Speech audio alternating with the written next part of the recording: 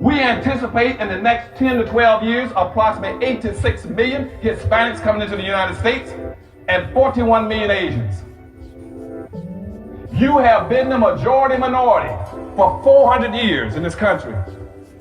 You have been the number 2 population for 400 years. You're going to get kicked out of being number 2. You're going to go down and become number 4. Now, common sense, even a 3rd grade education would tell you, if you didn't get anything when you were number 2,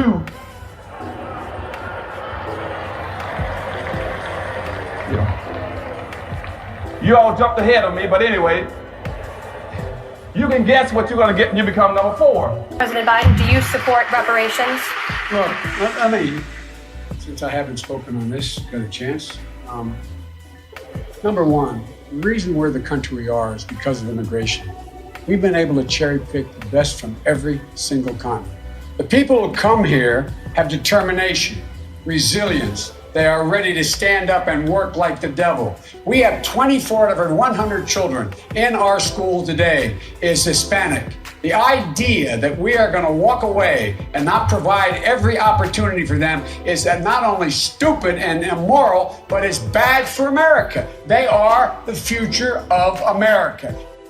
At the very same time that America refused to give the Negro any land, through an act of Congress, our government was giving away millions of acres of land in the West and the Midwest, which meant that it was willing to undergird its white peasants from Europe with an economic floor. But not only did they give the land, they built land-grant colleges with government money to teach them how to farm. Now, this is what we are faced with, and this is the reality. Now, when we come to Washington, in this campaign, we are coming to get our check. We are owed $104 trillion on the very low end, plus $735 billion recurring. This number does not include the cost of about 50 Black Wall Streets that were decimated, nor compound interest from 2017 when Sean D. Rochester's book, The Black Tax, was published, nor the cost of Black life, nor the cost of living increases, nor the war on drugs, nor the current day pandemic. The number I'm working with is for slavery, Jim Crow, and accrued ongoing systemic racism, oppression, and disadvantage in the country our ancestors built with their lives. Good evening on the West Coast. Good evening in the mountain. Good evening in the central. Good evening on the East Coast. It might be morning there by now. How y'all doing, family? You know who it is? The Reparationist Perspective, Angela Nirvana. Weaponizing our vote, socializing our suffering, making the case for reparations, making the case for deportations, making the case for delineation, y'all. It's late. Forgive me, the hour is late. I have been overcoming a horrible, horrible cold. I see you, Martin Norwood. Thank you so much for joining the live. I hate that I came on so late. I have been trying to get to you all for days, but that cold, that nasty cold got a hold of me. So forgive me in advance if I cough a little bit through this episode, through this broadcast. But I've been living to come to you all to share my views, the reparationist perspective on all the chicanery going on concerning the fraud Somalis and the like.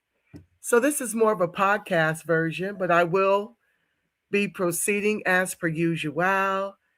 Hi, family. Let me see. I got to get my glasses, y'all. I am so out of sync when I can't come to you live like I'm accustomed to.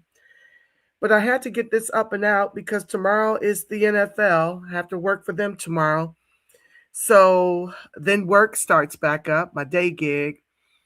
And that's going to make my time even more limited when it comes to bringing you content. I'd hope to get to you every day while on vacation, at least my last week. But that cold just took me out, and I just didn't want to be coughing throughout the whole entire broadcast. I've got my water, I've got my cough drops, and I'm ready to jump in. I thank you all so much for joining me at this obscene hour. It's just too much going on. I had to at least get this one up and out because I've been promising it to you for a while. So we're not going to belabor. I've got some very important things to share with you. I'm going to handle and tackle the very racist Vivek Smarmy-Swarmy. He's just diabolically racist, and I want to jump into that first. And if I've got the strength to go into the Ohio fraud, I will. If not, what I'll do is just come back to you all another time, because I still got some more things I want to share from Minnesota. It's just so much.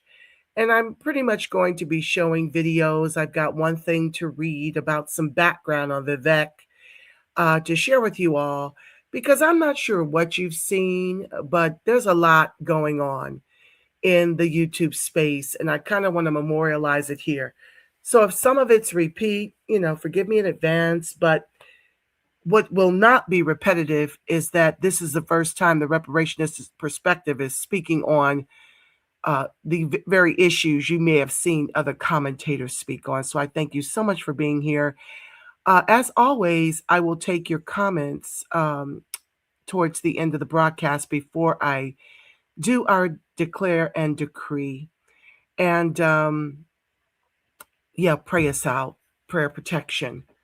Now, we're both going to have to get used to this kind of podcast manner in which I'm coming to you, because I won't be able to come to you live, on the camera often. And when I try to wait until I'm camera ready, then it further delays me getting my messaging out there. And we're about 11 months away from the midterms, and I've got a lot to share and discuss with you, family, because we really have to weaponize the vote, socialize the suffering. And that's my square, and that's about the only commodity we've got left.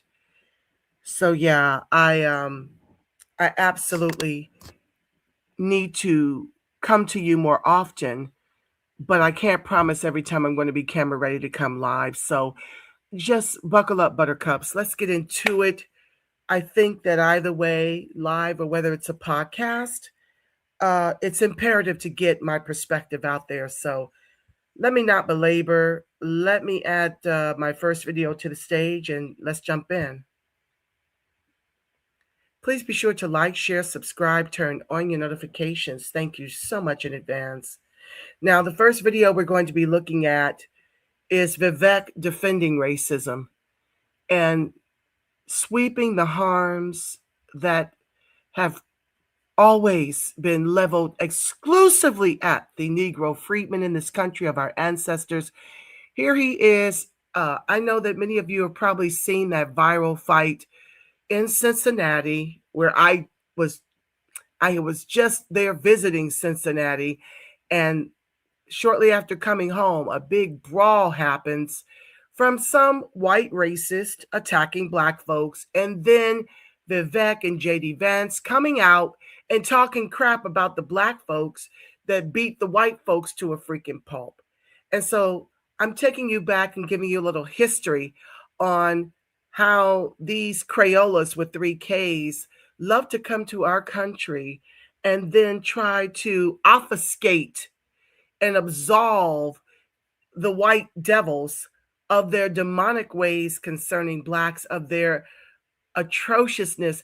They do everything they can to get in bed with whiteness until it boomerangs. So we're just going to go the arc of that and how it's coming for his jugular now. The very thing he's been in denial about concerning the Negro freedmen, it's now coming for him. The chickens have come home to roost, and I'm a slow walk this one here. So let's get into it. This is a gentleman at the town hall he held, because of course he's running for governor of Ohio, and he held a town hall to try to get us together. And then I want to show you the Black gentleman on stage with him, and his bootlicking, what's the word can I say, that YouTube will not give me a strike. His moonin arse, okay? He starts to try to shame the brother for speaking up and defending blacks in this particular segment by Forbes. So take a listen, and I'll be stopping intermittently to give you my views, okay? Stand by. I give glory to the Most High God, who made the heavens and the earth. That his chosen people, from Abraham, Isaac, and Jacob, I speak. Now, you guys act like this is a new thing. This thing is not new what you saw. I'm not on either side. I'm on the Most High side. But you have to understand how our people feel. Because we were brought here in slave ships over 400 years ago.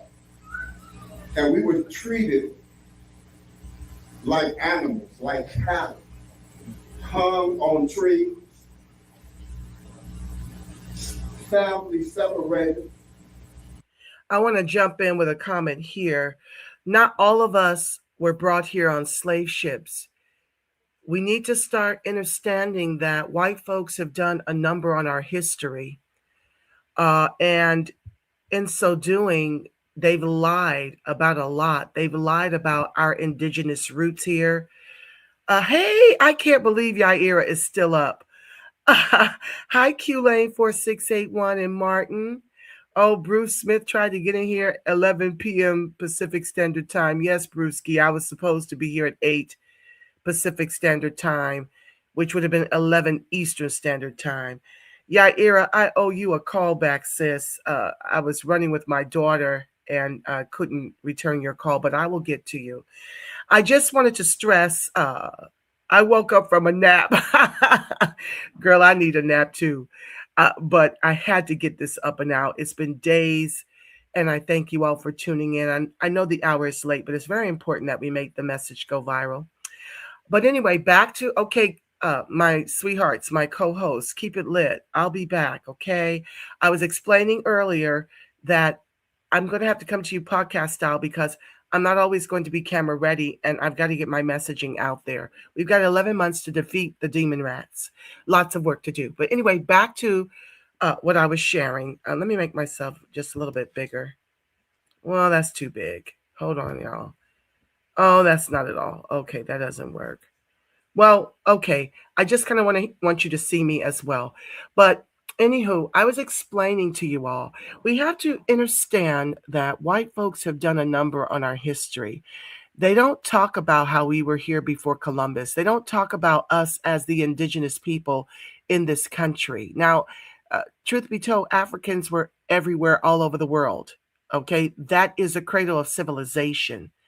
So I want you to start thinking in terms of not always this slave ship kind of narrative. Yes, some of us did come on slave ships, but some of the history I've been studying says that a lot of us were already here. And because of the coloring of our skin, that's why we were enslaved. And when you see Negro or mulatto or colored on your birth certificate, you descend from the emancipated, but it doesn't mean that you necessarily came over here on a slave ship. So I'm going to go back to the video. I won't be able to see your comments until I come back over. I just had to do a check to make sure you could see me and the video and hear both.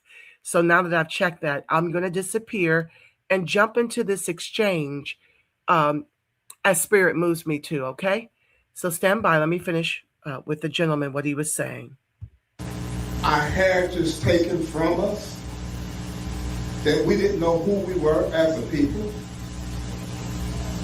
Now I say you act like this is a new thing. This violence that you see out here. Well, look over the 400 years of all the violence that was perpetrated on our people. Over the 400 years, look what you did to our people. But yet, you know, it's not over with. No, it's not over with. That's what I was going to say. He's saying, look at what you've done to us for 400 years. No, what we're dealing with here, family, is not just the residue of slavery and Jim Crow, but we're dealing with ongoing systemic racism, oppression, and disadvantage in the country our ancestors built with their very lives. That is the reparations I fight for and the rest of my tribe is fighting for. It's not just for slavery and Jim Crow, but also ongoing systemic racism, oppression, and disadvantage in the country our ancestors built with their very lives that these immigrants had no hand in. And they're able to come over here, commit all kinds of frauds, have our government in bed with them committing fraud, and they are able to get away with the most heinous of fraud and crime and murder and get let free in a way that Negroes have never been afforded. So for J.D. Vance and for Vivek Smarmy-Swarmy, to literally sit up here and blame us for the beatdown that these glacier donkeys took in Ohio and flip it and try to make it our fault. It was unconscionable. So I had to jump in there because he's addressing it ain't over and it will never be. And for them to come over here and get in bed with wanton white supremacy and try to just blow over the fact that racism still exists. Smarmy-Swarmy is not the only one that does this. Barack Obama has done it. Kamala has done it. Okay, the CBC has done it. See, all of them weaponize our never-ending Holocaust when it comes to uplifting our replacements. When it comes to the ethnic cleansing by economic genocide of the Negro freedmen with immigrants and illegals alike, now it's time to play the Black American Negro freedman racism card. But we're not allowed to play it. The very group, the very lineage that is still suffering under the boot of our oppressors, literally and figuratively, are not ever allowed to talk about the racism that is still leveled exclusively at our group, even when they are as brown as us and identify with white and mark the census as white. Okay? They get to sit up here and cosplay whiteness, and they do it even when they're being denigrated by the very wanton white supremacists they're in bed with. Let's continue. No, it's not over with. That's the thing. That's okay. You want to sweep our history under the table, but you don't sweep the Ashkenazi Jews with the Hitler thing under the table. All the things that you did to the other races of people, you don't sweep that under the table. But when it comes down to the Black Negro, we can always sweep what happened to us under the table. So I'm telling you right now, the Most High is looking at all of this. That's why, according to Deuteronomy 28, chapter 28, chapter 29, and chapter 30, for all you ministers, you need to read it, because we're living in Revelation times. And it tells you what was done to my people are going to happen to you. Boomerang. And it's happening to them. And had Trump not been elected, this would continue to persist under the demon rats. Had Trump not been elected, they would have been able to just continue to obfuscate racism and pretend like it doesn't exist. Because, like I labeled one of my previous broadcasts, when demon rats are in control of this country, the Black American Negro freedman is the only lineage in distress. Now, listen to Vivek. Robert, look, I want to thank you for one thing out the gate, is that I said this at the start. I don't think anybody think I planted Robert's question. We didn't plant the questions tonight. We have promised an open and candid conversation. Sometimes that makes us uncomfortable. Yeah, it is. I felt a little uncomfortable as you asked that question, but that's what you should expect of your leaders, to be able to engage with you. So let me say a couple words. First, about the pride of this city. Christopher, you mentioned it at the outset. Cincinnati was the end of the Underground Railroad. Have we been perfect for all of our national history? Of course we're not perfect. In fact, we're destined to never be perfect because we're not a nation comprised of gods. We're a nation comprised of human beings. I disagree with him. I really resent immigrants acting as if they had anything to do with our civil rights. I hate when he sits up here and all of them sit up here and talk about we, while denying the Negro the reparations we are long overdue, while denying the Negro an anti-Black hate crime bill, while denying the Negro an end to qualified immunity. But he sits up here and talks about we, as if our ancestors put their lives on the line for all of these immigrants to be made more American than us. I really resent it. Let's continue. And we're a nation founded on a set of ideals. So that means you will always be imperfect, because nobody ever criticizes China or Iran or whatever for hypocrisy.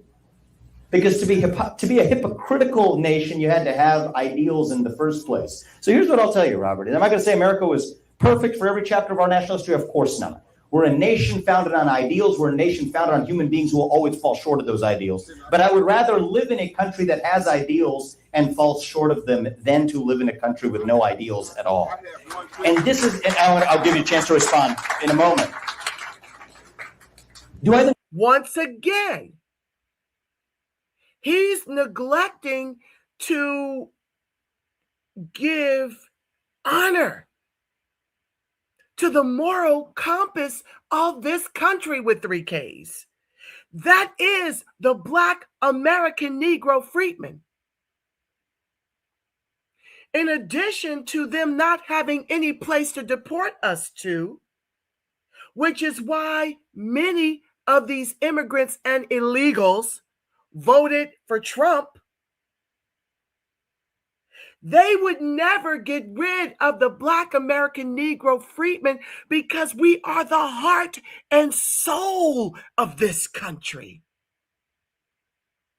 If you were to deport the Black American Negro freedmen, whose heart and soul is keeping this country with 3 Ks on its axis, this country would fall faster than Rome. But he gives no credit to the lineage that made morality possible in this country and in the world. Nobody rises. That's why everybody's looking for the Negro freedmen to go out here and be the human bulletproof vest for all of these groups that have been succumb to deportation, closed borders. Nobody gives a damn unless we take to the streets.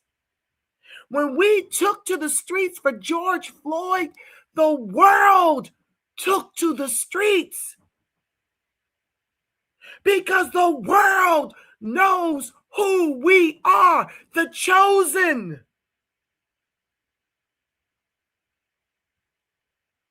You don't know melanated immigrants that got the heart and soul of the Black American Negro freedmen. They fled their never-ending Holocaust to tether themselves to ours.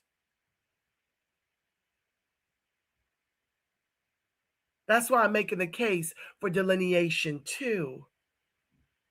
Because flat blackness is the construct of our government to ethnically cleanse us based on skin tone. They are bringing in moneyed, nuclear family, melanated immigrants to erase and replace the Negro and our justice claim. A vote for demon rats helps them in their agenda. Let's continue. We should sweep the parts of our history that make us uncomfortable under the rug. No, just as I don't think we should sweep last week's history under the rug. No, we have to confront what is true, not just when it makes us uncomfortable, but precisely when it does not. But the question is how we move forward. You see? There it is. How do we move forward? He sips up here and gives this grand sweeping gesture that we're not to sweep it under the rug. And yet when he moves forward, that's exactly what he suggests we do. Let's listen. The only part that lands with me a little bit differently is when you say our people. When I hear that, I'm thinking about our people as everybody in this room. I see black, white, brown, man, woman. These are our people. See? You see how he flipped it? He knows good and well that gentleman was referencing the lineage of the Negro, the only group in this country that has been subjected to the worst, most heinous, diabolical theft and murder. You can't name me not one other group, even in these deportation efforts, that have succumbed to the murders by qualified immunity by the race soldiers and the deputized. You can't name one of these groups who had about 50 Black Wall Streets burned to the ground and can't get comparable loans and can't get reparations. You can't name me no one in this country that has been subjected to what we've been subjected to, but he wants to all lives matter. Our suffering in this country. That's what he's doing right now. Making it about all. And what we endure in this country does not involve all. It's just us. Let's continue. America is our people. Ohio is our people. Cincinnati is our people. And I believe it is the God-given right of every person to be able to live a life free of violence, to be able to speak their mind in the open without fear of retaliation. And may I even say, if you're a hardworking American, to go into your city, whether you're black or white, without fear of actually being assaulted or battered, that ought to be the birthright of every American. That's what I want for our people, Robert. And I appreciate you asking that question. Let me just give a few other people a chance. We'll come back to you if we here. Why don't you give me? We'll be very brief, and then I want to give some other people a chance. Let me say this. It tells you in the scriptures that the people who put us in captivity was going to have a perpetual hatred against us. It says in the scriptures that they would not pity the young or the old. Who do I listen to? I listen to the Most High. I don't listen to man, because man is not who saves me. So it tells you in the scripture a perpetual hatred. And that's what I see every day. You can go on YouTube all around the nation, and what do you see? Our people getting crucified. But nobody steps up and say anything about it. But when something happens like this, it's a big uproar. Well, to my understanding, the gentleman was the one who cast the first stone. And I think you have a stand your ground law here in Ohio saying that you can defend yourself even with a weapon. And anybody with you can defend also. I'm done. Thank you. And yet, who was demonized and criminalized? The glacier donkey put his hands on the brother first, taunted him first.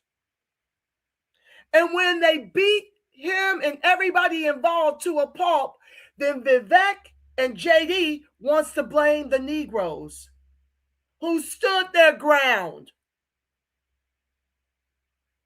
They get bold when they lick it up that way.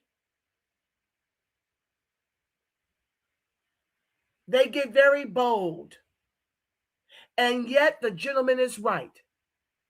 Y'all want to come out and attack the people who stood their ground because it's us. Now, had them glacier donkeys bested black folks, would they have said anything about the glacier donkey and trying to get him on his moral compass at all? You already know the answer to that. No. Let's continue. Robert, I appreciate it. All I will say is, on the matter of history, right? We're leaving the facts of last week. I kept a promise I'm going to make it. We're going to leave that to the court system to adjudicate. We all saw what we saw on the internet. But what I will say to you is, we had a first question about the Christian backdrop of support. The next question of quoting scripture. I will say that the ultimate grace over a long period of time lies in our ability to forgive and to move on as well, firmly. And I think that's what it's going to take to bring our country and our people together. Christopher, you want to say a word as we... You see, forgive, forgive, forgive. That's all the Negro is expected to do. Forgive, forgive, forgive. Don't you dare defend yourself. Don't you dare fight back.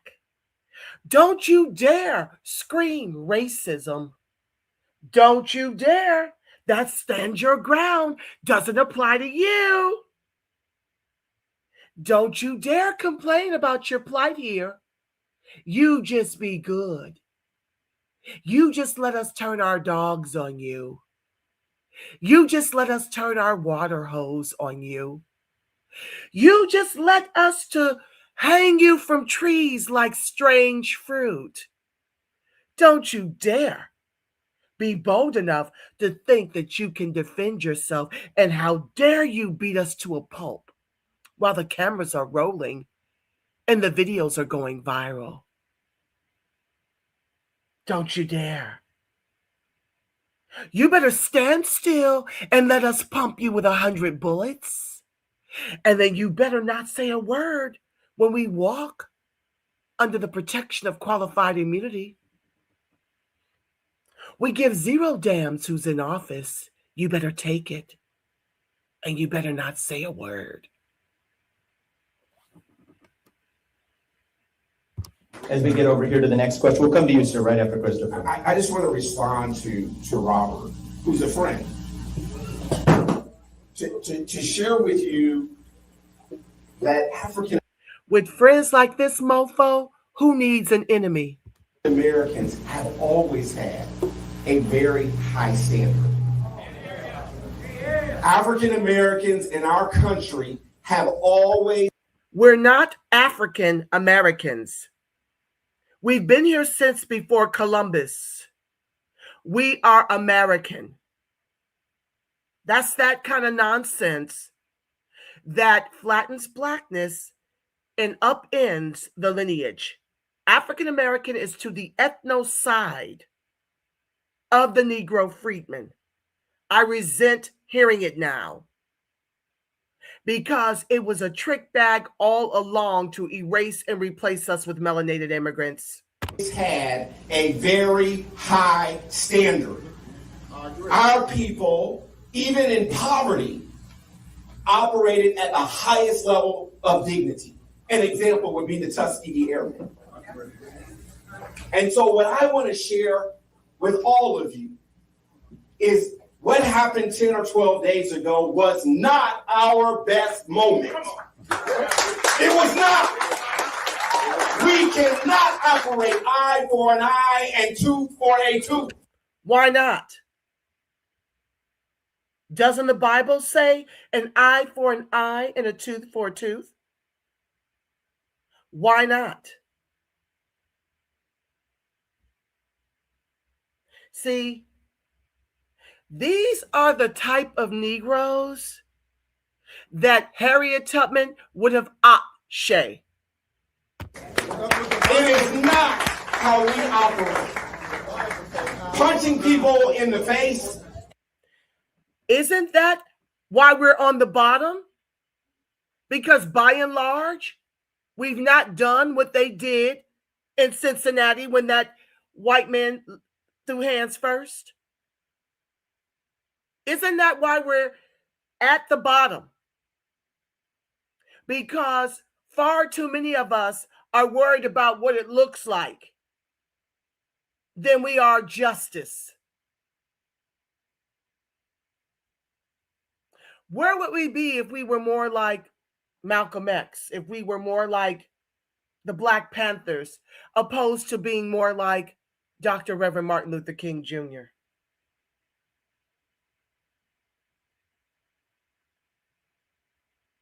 Just give that some thought as he admonishes and chastises his friend over the behavior of Negroes who stood their ground.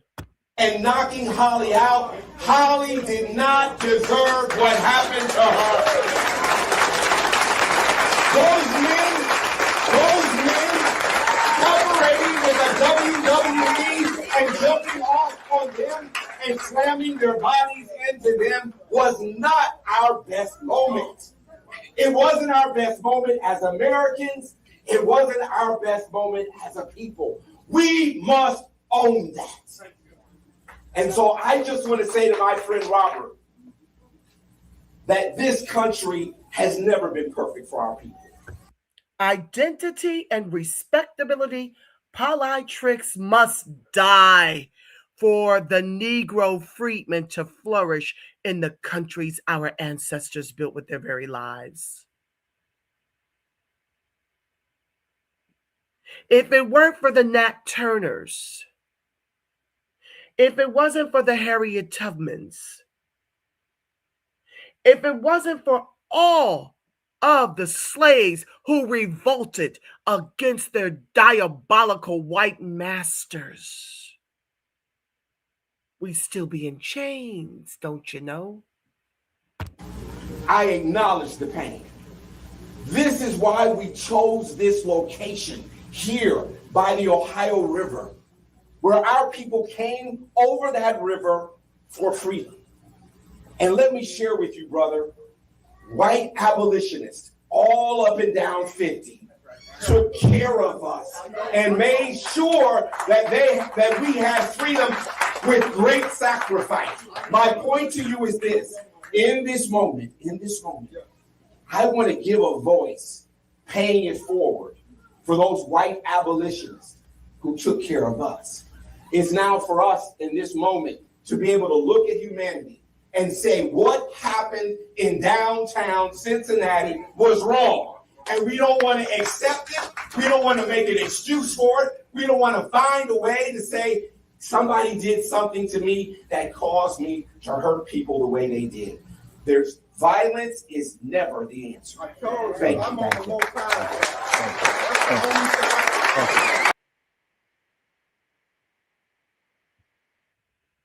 Oh, it's never the answer. When the Negro exacts justice, it's never the answer when the Negro exacts justice. And you've got these K's. I'm speaking Pig Latin because ScrewTube loves to demonetize me. They love to strike my channel. So I have to speak in Pig Latin, but you get what I'm saying. I'm over the Crayolas with 3 Ks, and I'm over the K's.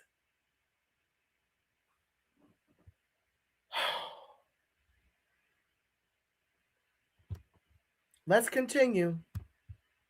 Please be sure to like, share, subscribe, turn on your notifications. Thank you in advance.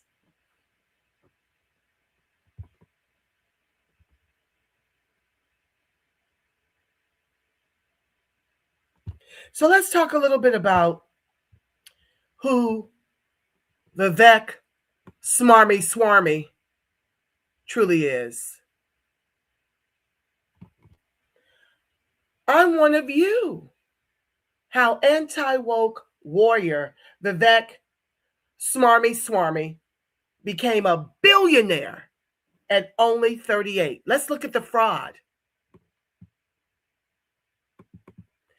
Vivek Smarmy is a name making waves, whether it's his stance against corporate wokeness or his ambitious political moves. People have started paying attention to him. As always, I'll be interjecting my comments intermittently. But behind all the headlines, Smarmy-Swarmy has an intriguing story. A child of Indian immigrants who turned his biotech gamble into a billion-dollar fortune, all by the age of 38. Let's examine how. Born to Indian immigrant parents, Vivek Smarmy-Swarmy grew up with a strong work ethic. Of course, because see, we are the ones that are lazy, right? We didn't grow up with a strong work ethic. And yet we're constantly being told to pull ourselves up by our bootless straps as if that's not what we've been doing. How do you become accomplished? How do you grow to 50 million if you're lazy? How's that happen? But here you have your not so model minorities that they love to say have a work ethic as if that doesn't exist with the Negro freedmen. Let's continue. Forbes reports his dad worked as an engineer and patient attorney while his mom was a psychiatrist. Okay, this is what I'm talking about. These immigrants, the melanated ones in particular, are constantly trying to sell you on some notion that they came here with 5 cents. And they made it, so why can't you? These are the kinds they import. In India, his parents and him would be amongst the Somali'S types, the East Indian Brahmin caste. When Dr. Reverend Martin Luther King Jr. visited India, he came back and told us we would be considered amongst the Dalits, the lowest of the low. They clean out the septic tanks. They are the It-Shay people, for God's sake. And if I can find that video that I shared in one of my previous lives, I will share it with you here, who the Dalits are. And that's what the only kind this country imports are anti-Black racist Crayolas that come from money and then commit fraud and are allowed to commit fraud and never go to jail and can aspire to the highest office in the land. Things that the Negro freedmen would never be afforded. Let's continue. He didn't coast by in school. Smarmy-Swarmy graduated from Harvard with a biology degree. Now, who do you know that's Negro that have these type of parents that are accomplished and have gone to Harvard to pursue an education? What Negro freedman? I'm not talking about melanated immigrants. What Negro freedmen do you personally know that were set up to get a biology degree from Harvard? I'll wait, put it in the chat. And co-founded a startup that helps student founders pitch business ideas to investors. It wasn't a big money maker, but gave him a taste of entrepreneurship. After Harvard, Smarmy-Swarmy worked at QVT, a hedge fund specializing in pharmaceutical investments. By 28, he had become a partner, earning about $7 million. At 29, Smarmy-Swarmy took a big swing. He left his hedge fund job to found Rovant Sciences, NASDAQ ROIV, an investment company focused on rescuing abandoned drugs. His bet? That some forgotten treatments could still be worth billions. He was right. Just a year after founding Rovant, one of its subsidiaries, Axovant, went public with a valuation of $2.2 billion. Smarmy-Swarmy had bought the Alzheimer drug that Axovant was based on for only $5 million. While that drug ultimately did not work out, it didn't stop Smarmy-Swarmy from scoring big elsewhere. However, as Forbes writes in 2020, a Japanese pharmaceutical company bought several of Rovant's drugs for $3 billion.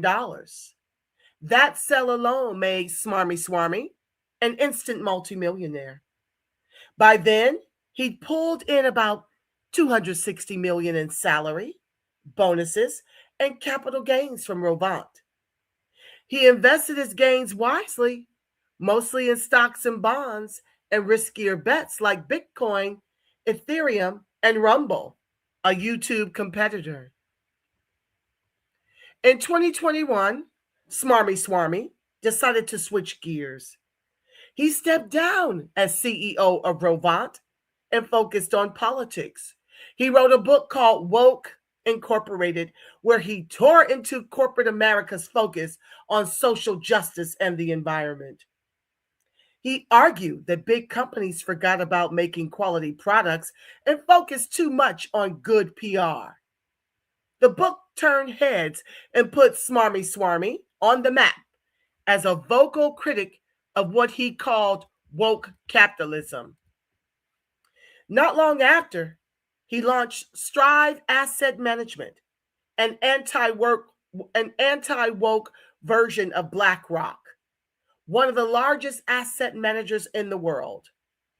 Smarmy-Swarmy's firm encouraged businesses to focus on profits, not politics. Investors seemed to like it. Strive was recently valued at about $300 million. Heavy hitters like Peter Thiel, Bill Ackman, and Joe Lonsdale even backed it, helping Smarmy-Swarmy grow his wealth further. Smarmy-Swarmy has tried to position himself as a regular guy, unlike other wealthy figures. He's got 2 homes in Ohio worth $2.5 million combined, which may sound like a lot, but it's far less than many other political figures. He insists that his lifestyle is modest compared to other rich people, though he does admit to owning stakes in 3 private jets. If we could buy time, we would buy time. And that's the only thing private aviation buys us. Time with family, he says. During a campaign stop in New Hampshire, a woman thanked him, a billionaire, for visiting the Cowtown people. Smarmy-Swarmy smiled and said, "I'm one of you." He's not, of course. And that might be part of the appeal. People see someone who took big risk, succeeded, and isn't apologizing for his wealth. Now, Smarmy-Swarmy is stepping even deeper into public life. Recently, President-elect Donald Trump appointed him and Elon Musk as co-heads of the Department of Government Efficiency, DOGE, a new initiative to cut government waste and slash regulations.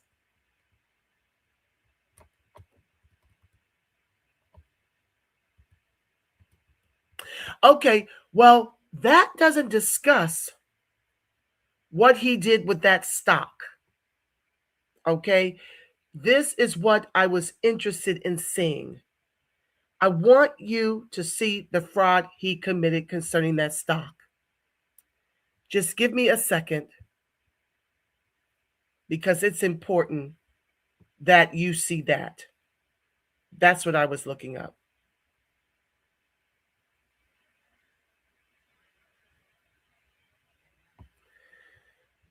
Okay, so I'm just going to read this to you. Let me stop sharing.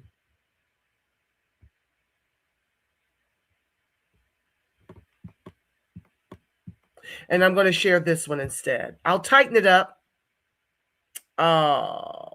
once we I'm going to tighten it up once I finish the broadcast. I'll tighten up any holes, okay? Just a second, let me share this. The pump and dump scammer, Vivek, Smarmy-Swarmy, okay? With money from QVT, the hedge fund I mentioned in the previous article, Vivek's company purchased a failed drug from GSK, renamed it, and performed a non-scientific post hoc analysis of the failed drug, where they cherry-picked data and spun it to pump up the company's stock. Once the stock price soared after the hysterical mass media, such as CNBC, talked up the stock, Smarmy-Swarmy sold off, that's the dump part of a pump and dump scheme, a big portion of stock to make boodles of bucks. Once the company's own clinical trial failed, the stock crashed and the investors lost their money. But Smarmy-Swarmy was sitting high on a pile of cash from his pump and dump.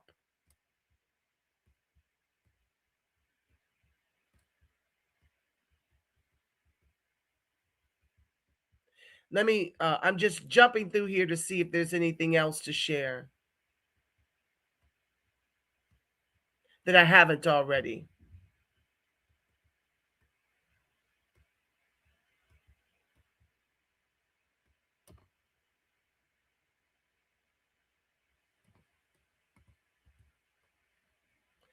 Okay, I see something here. During the upside, I'm just jumping through this article. During the upside of these biotech scams, the money-loving and naive board members will laud the company's technology and its leaders, but once the scam is exposed, all of a sudden, the board says they didn't have the expertise to evaluate the technology, nor the expertise of the company's leaders. It's the standard playbook for tech board members who are only there for the power and the money. Why don't they say during the upside of the company's scam that they have no expertise to evaluate the technology or the expertise of the company's leaders? Answer: there would be no upside and no cash payout for the money-loving board members. As TechCrunch points out, their board was not meant to provide real oversight or ask hard questions. It was designed to help raise funds, inspire awe, squelch doubts, and shut down criticism by the power of its members' reputation. It did this very successfully until it didn't. Okay. Now, I want to see.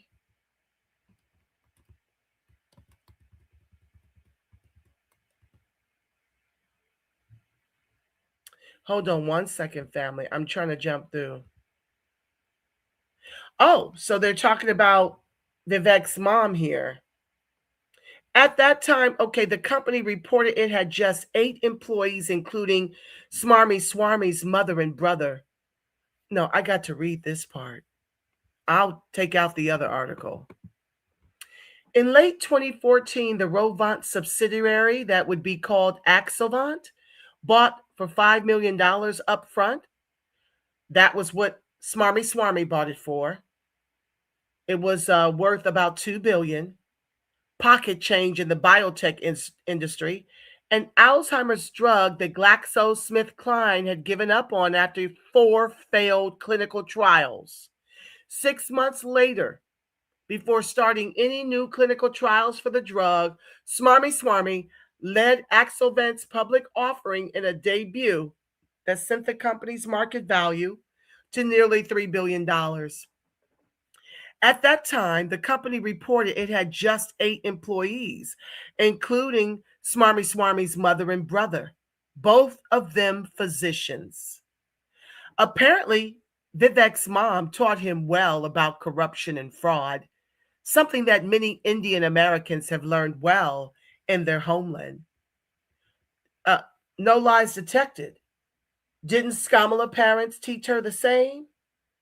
She literally got on when she threw her hat in the ring for president the very first time she ran, and said, after announcing her run on Howard's campus on Dr. Reverend Martin Luther King Jr.'s birthday, she said she wasn't going to do anything specific for Black folks. And then went on to identify and cosplay Blackness, and it garnered her 90% of Black women at the polls and 77% of Black men. That's what I need you to understand, family. This is what makes us so great. We don't have to lie, rob, steal, nor kill. We are the moral compass.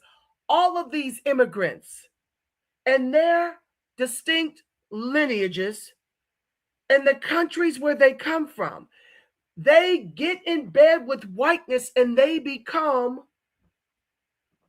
one big Crayola amidst the wanton white supremacists. And they fraud and scheme while telling the Negro you're lazy, but keep pulling yourself up by your bootless straps. So his mom and dad are not isolated. His mom was a psychologist. She wasn't a medical doctor. Let's keep going.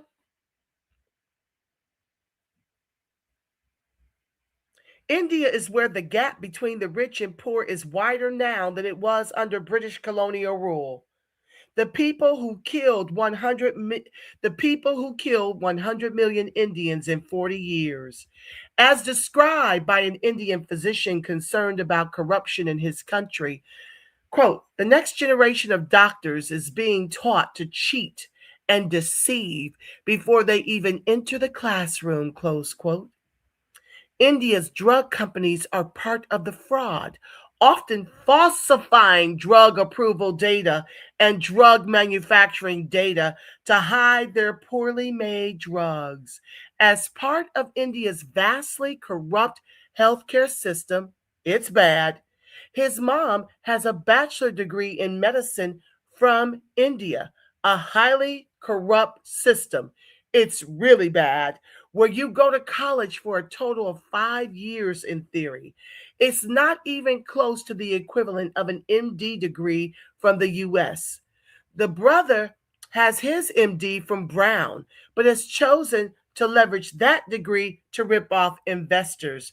Note, his medical education was subsidized by taxpayers in the US. All med students in the US, regardless of whether it's a state or private school, receive massive amounts of Negro freedmen taxes as their subsidies, including about $100,000 per year while in residency. That subsidy includes about $50,000 salary plus benefits, malpractice, and money to the hospital for teaching and administration. All that Negro Freeman taxes spending, reparations spending to train con artists. In late 2015, as Theranos was spiraling down in fraud, Mr. Smarmy-Swarmy sold off a portion of his Rovant shares to an institutional investor, Viking Global Investors, who wanted in on the grift. The sale was a major payday. His 2015 tax return claimed more than $37 million in capital gains. The swindle was on. Feigning his wanting to share in an interview, Smarmy-Swarmy said he cashed out only to make room for Viking, not to hedge his bets ahead of the drug candidate's clinical trial. Yeah, right. Vivek became a media darling in the corporate control mass media. The hysterical Jim Cramer, one of the few guys on the planet who talks faster than Vivek, was extolling the upside of investing in Rovant. Fast talking old Jim also loved Theranos back in the day.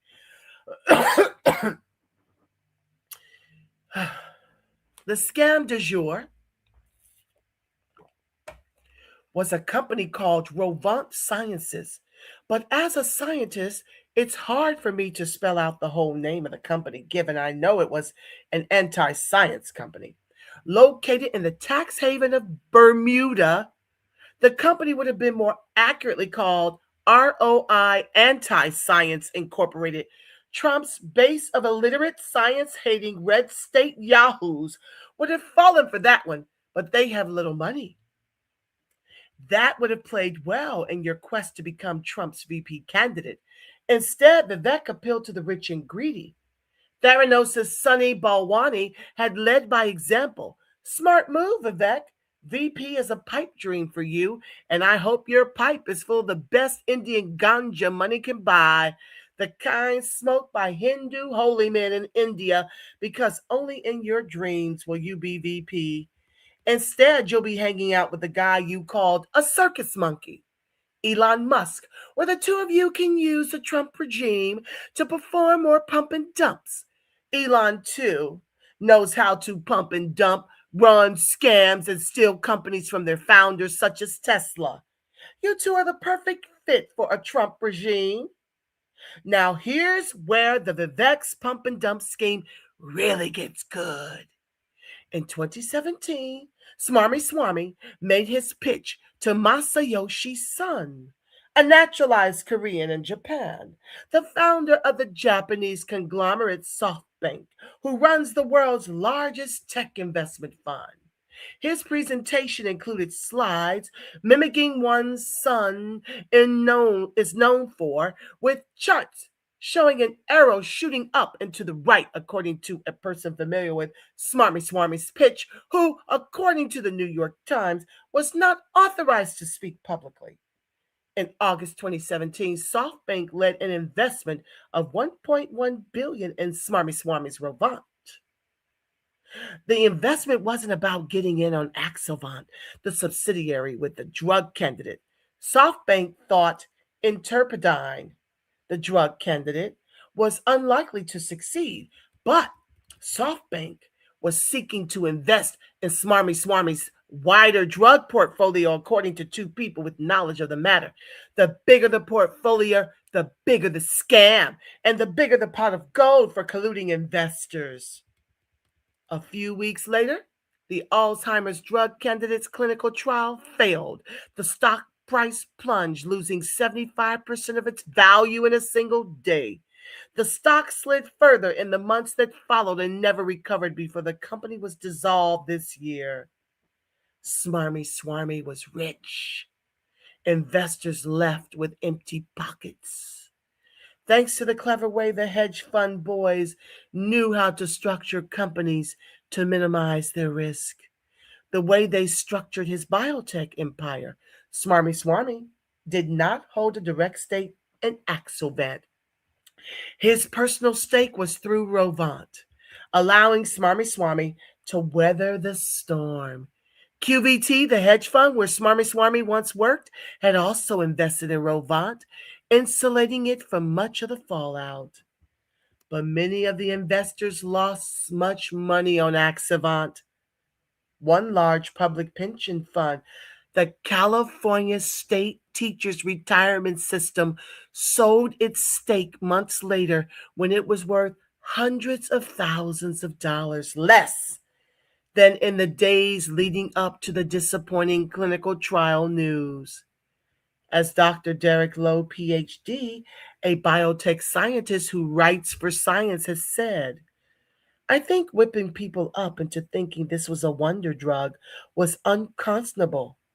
Further, to Smarmy-Swarmy in Science, Dr. Lowe wrote in 2017, the protein cells and organs that are being targeted in the patients are impervious to bold statements and applause in the press. Sadly, only scientists care about science, while the hedge fund people in their physician shields bring us more and more of these schemes, brings the Negro freedmen more and more medical apartheid, such as Miami physician Philip Frost, and the many drugs that don't work but are foisted on people through fraud medical research and flawed clinical trials. So let's find out how much did Smarmy-Swarmy profit from the pump and dump scam? Let me look it up. Please be sure to like, share, subscribe, turn on your notifications. Thank you in advance. How much did Vivek profit from his pump and dump scam?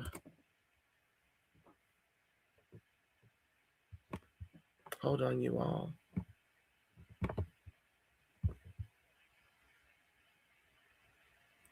Just a second, beloveds.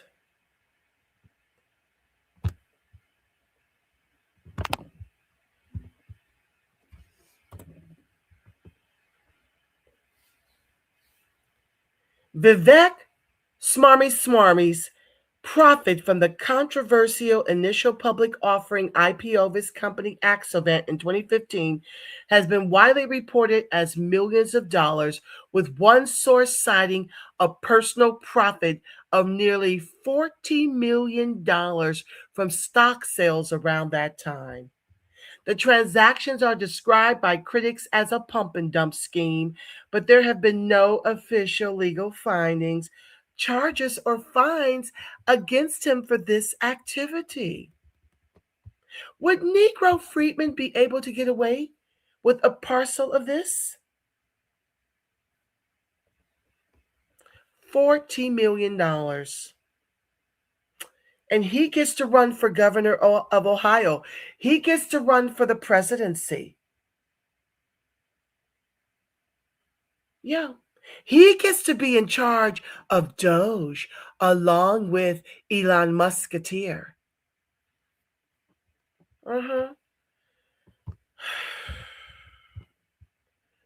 Let's keep going, y'all. Lots to share. The hour is late. I know y'all sleepy. But anyway, I gotta do what I gotta do. They still making money from Henrietta Lacks. Yes. And you saw how hard the family had to fight to get some justice in that. Let's keep going, y'all. I'm going to try to, this might only be about Vivek. I'll come back with a part 2 for the Somali fraud, because I really want to slow walk and dog walk these type of fraudsters that have the unmitigated gall to act as if racism doesn't exist in this country until it comes for them. Let's continue. Sharing my screen. I'll tighten this up in the edit, okay? Let's see here. I keep doing the wrong file. Hold on, fam. Thank you for your patience, and thank you for rolling with your sister.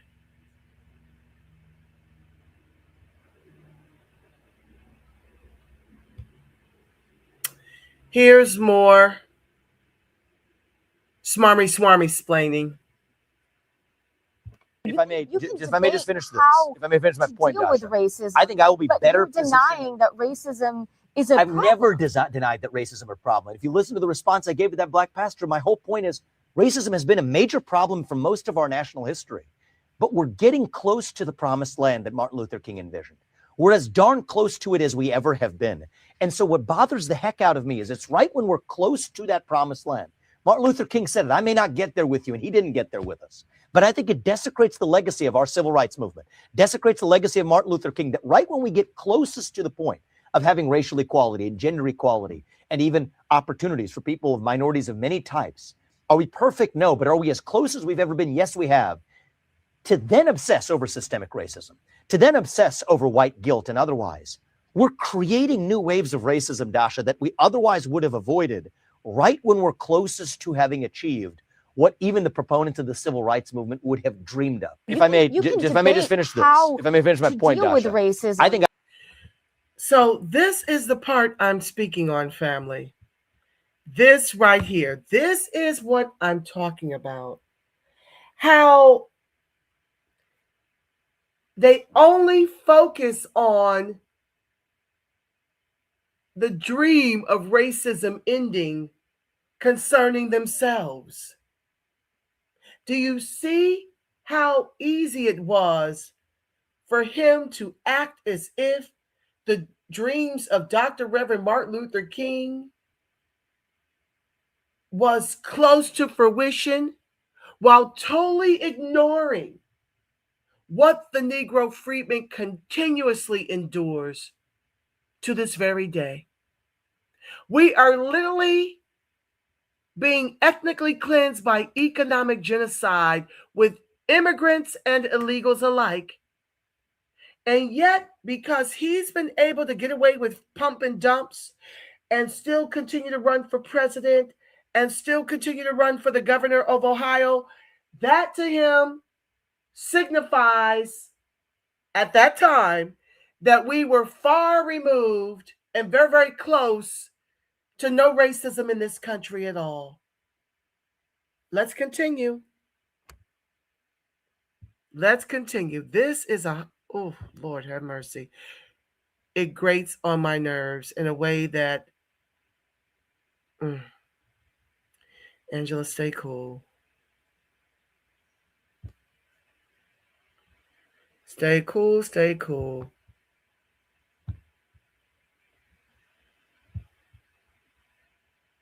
Ask you about a comment that you made about white supremacy in Iowa on Friday. I've never once encountered that yet. I'm sure the boogeyman white supremacist exists somewhere in America. I've just never met him. Never seen one. Never met one in my life, right? Maybe I'll meet a unicorn sooner. And maybe those exist too. So just because somebody hasn't encountered one doesn't mean that the notion of white supremacy doesn't exist as a threat in America. What do you think goes through the minds of the families of the 3 victims in yesterday's shooting when they hear you say that white supremacy is basically a fantasy? I'm sure they're grieving for their loss, and I don't want to politicize those victims. Dana, this is a very sensitive situation where we should have nothing but foremost respect for those victims and not bring them into partisan politics. But I was responding to a question where someone asked me, what racism have I experienced in recent years? And I answered honestly, most of that racism has come from the modern left. It's happening during the course of this campaign. Kara Swisher calling me Smarmy the other day and reveling in making twists of my last name. People effectively reducing me to the color of my skin and my attributes. That comes today from the modern left. But the reality is, do you this is acknowledge, part of though, a that dogma white in this supremacy country. does still exist in the United States? I acknowledge that all forms of racial animus exist in the United States, including fringe branches. I mean, that's clearly what was at the head of this mentally deranged individual responsible for this shooting, yes. But I think there are many forms of mental derangement that cause us to see one another on the basis of our skin color and our attributes. And I think what we need to revive, Dana, and it's my job as the leader, hopefully as the next president, to do this, to revive our doctrine of e pluribus unum, not just celebrating our diversity and our skin deep attributes, but celebrating what unites us across that diversity. That's what we've forgotten in the United States of America. Our true strength is the set of ideals that unite us. That's my job to revive as our next president. And I think that the next generation in particular is so starved for that, starved for commonality, starved for a nation that is unified, bigger than the sum of its parts. That's what we need to recreate in this country. And to those who say the remedy to past discrimination is present discrimination, I say no. That's what we need to recreate as if we've had it initially. Do you hear him? Right remedy is actually abandoning all discrimination and moving forward with colorblind meritocracy in the United States of America. Colorblind meritocracy. When have we ever had colorblind? I'm talking about the Negro freedmen. I know there's colorblind meritocracy, and not even meritocracy. There's colorblindness when it comes to all of these immigrants, the white ones included. They don't need to get installed based on merit. They get installed based on the agenda to ethnically cleanse the Negro freedmen by economic genocide. How many Negro freedmen do you know that were meritorious and were still denied employment? Or they were still terminated from their jobs after training an immigrant or an illegal to replace them? We have never had colorblind meritocracy. Not the Negro freedmen. His people have been able to get tech jobs while not being qualified. They are frauds. These are your not so model minorities. They are cons, they are cheaters, they are thieves, they are murderers.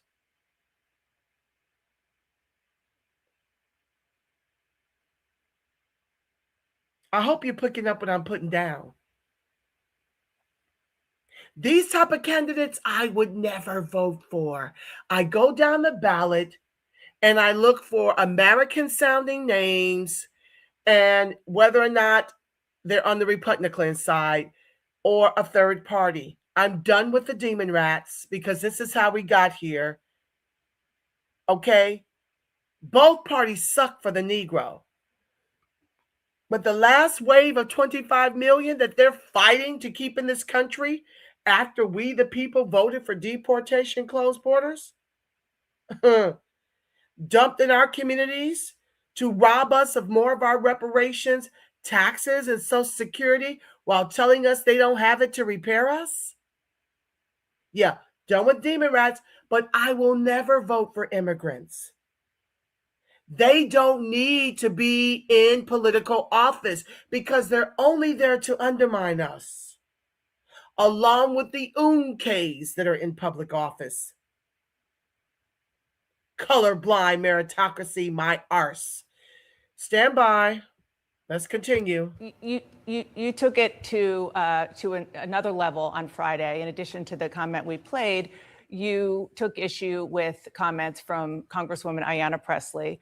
She reportedly said, quote, "We don't need any more brown faces that don't want to be a brown voice." About that, you said, "These are the words of the modern grand wizards of the modern KKK."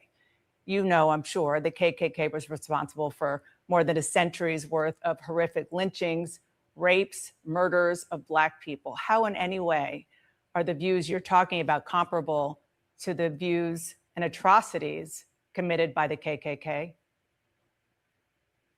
What I said is the grand wizards of the KKK would be proud of what they would hear her say, because there's nothing more racist than saying that your skin color predicts something about the content of your viewpoints. You didn't just say they would be proud. You said these are the words of the modern grand wizards of the modern KKK. It is the same spirit. You're right about that, Dana. I think it is the same spirit to say that I can look at you and based on just your skin color, that I know something about the content of your character, that I know something about the content of the viewpoints you're allowed to express. For Ayanna Pressley to tell me that because of my skin color, I can't express my views, that is wrong. It is divisive. It is driving hate in this country. This is dividing our country to a breaking point. That is a debate that is based on nonviolent discussion. That you just said you're using rhetoric, which she said she's using rhetoric. That's one thing. And another thing is to say that she represents and she is a modern version of a KKK, which, as you know, was dedicated to the subjugation and violence against Black people. How on earth is she a modern grand wizard let's be intellectually of that honest. kind of organization? Let's be intellectually honest and get to the heart of what this debate ought to be about. There is a worldview that says that the remedy to past discrimination is present discrimination, that if you're Black or brown, you have to have a particular point of view.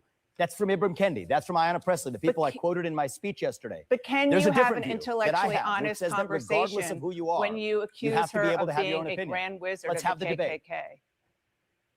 Can you have that I think that intellectually the honest point is- discussion with that kind of rhetoric? Yes, I can, Dana, because the point I'm highlighting is that even the people who, in good spirit, we all agree that the KKK was an awful organization that is a toxic stain in our national history. So given that we can start from that point of agreement, now that allows us to say, well, who actually sounds more like that organization today? The people who are calling for more racial discrimination on the basis of skin color. So yes, I think that is an intellectually useful starting point for a provocative discussion that we need to have in this country. The whole point is the KKK wasn't just about rhetoric. We have to speak openly. They lynched people, they murdered people, they raped people, they burned their homes. And that was wrong. Simply that was obviously wrong. Wrong. Okay, again, that is obviously a wrong thing. If you want to have an intellectual discussion, do you think that maybe comparing her to the Grand Wizard and the notion of what she said to being a modern leader of the KKK was maybe a step too far, or you stand by what you said?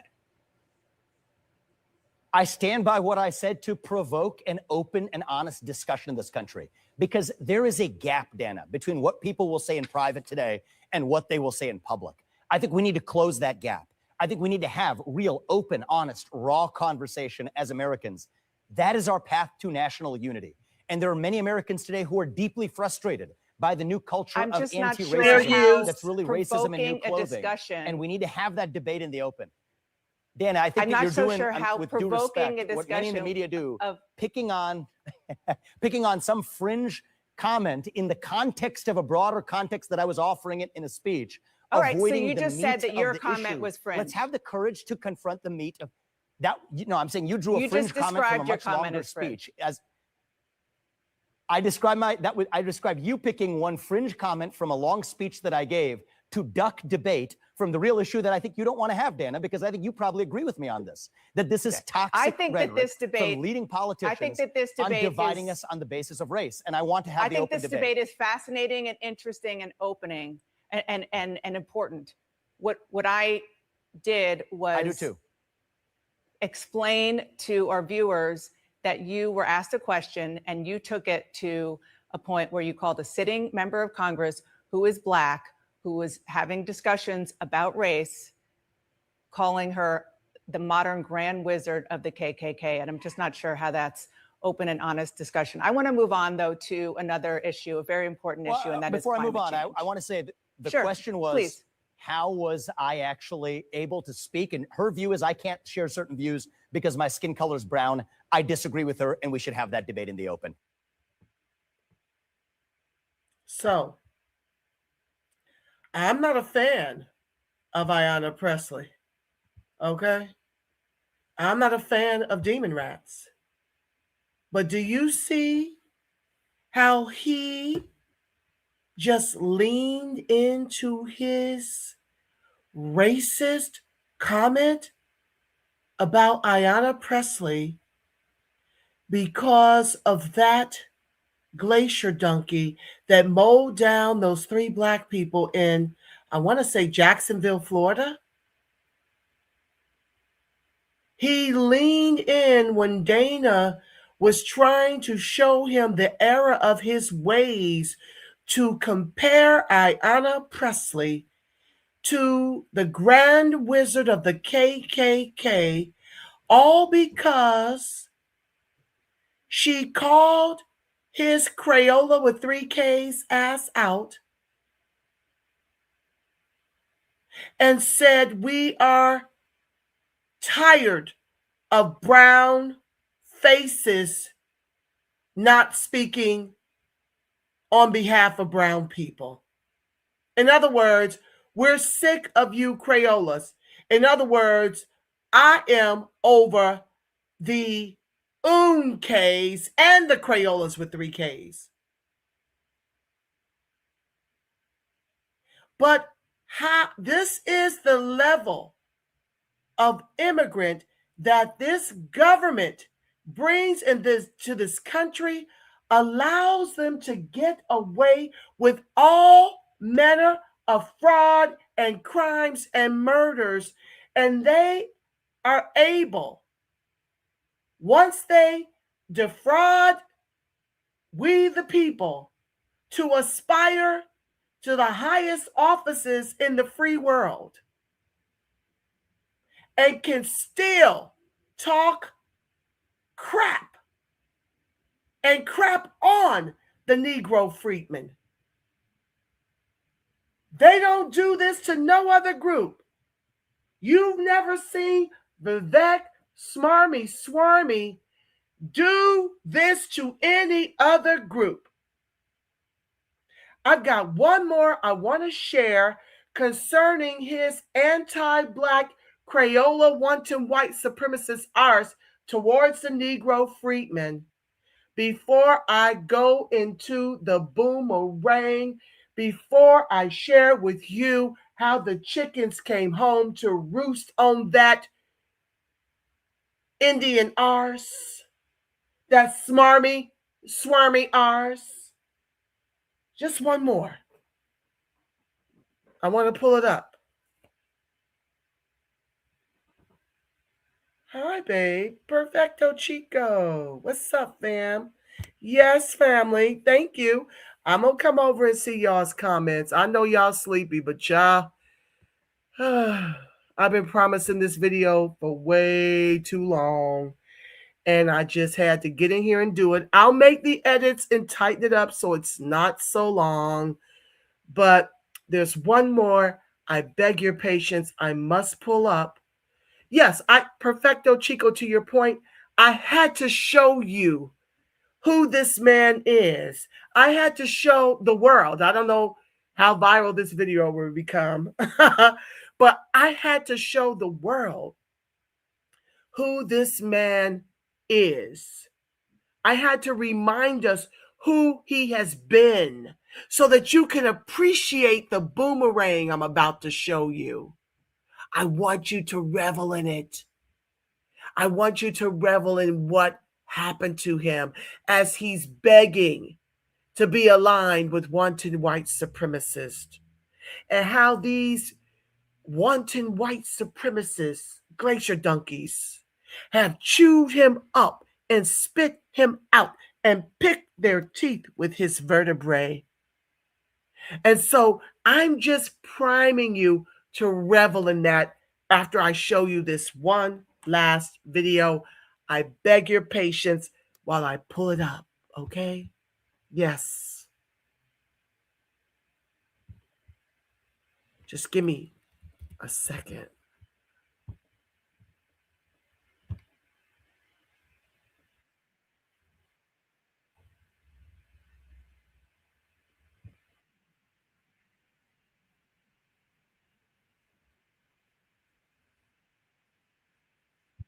I got to memorialize this one here. Fair use, screw tube, fair use. Let me share my screen.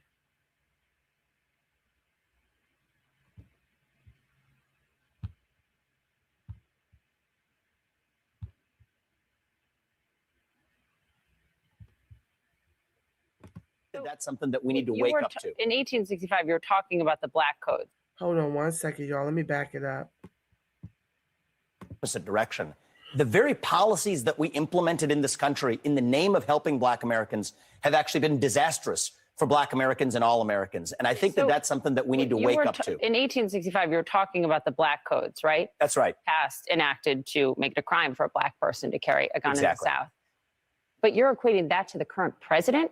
You're referring to economic chains? What are you saying? Well, I was referring to Joe Biden's, I think, ill-chosen expression to say they're the party that wants to put you back into chains. What I'm actually saying is that if you look at the policies of the modern Democratic Party. You just said that about Democrats. Absolutely. So what I'm saying is that actually it's policies like that of Lyndon Johnson and Joe Biden that are actually holding Black Americans back. Lyndon Johnson's the war on poverty? Yes, and in particular, his Great Society, where he actually created incentives in the family, where if you're a family, you could actually get more money by not having the father in the home.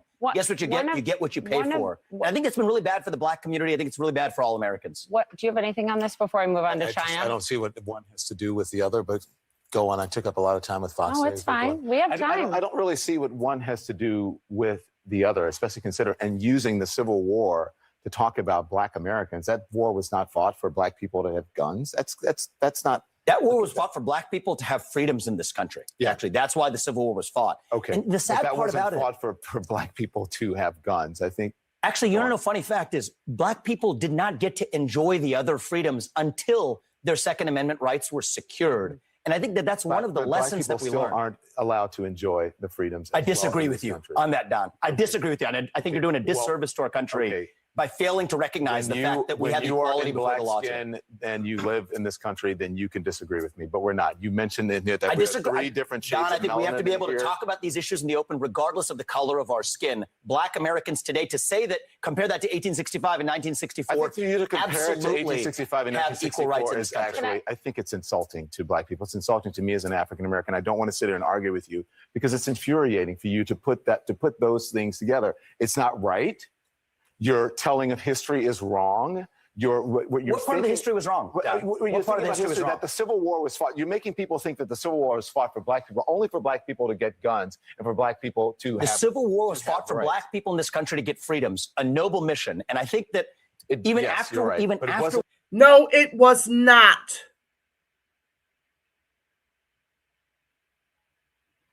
No, it was not fought for us to have freedoms. This was a fight over economics between the North and the South. And when we joined the Union troops to defeat the Confederacy, that's when we won our emancipation. Lincoln all but said if he could win the war and keep us in chains, he would have.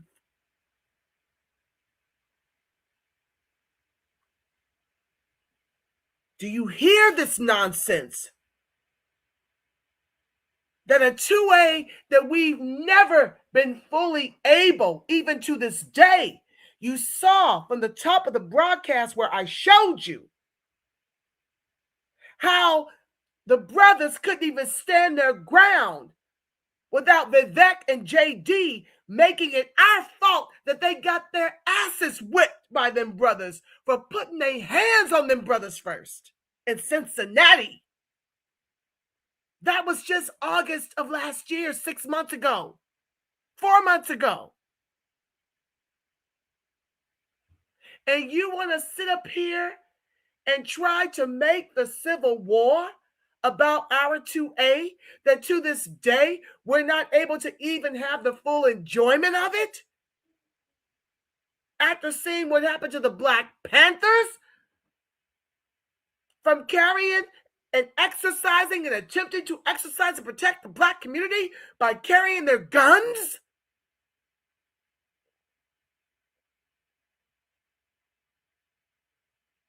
You cannot allow these people to get political office.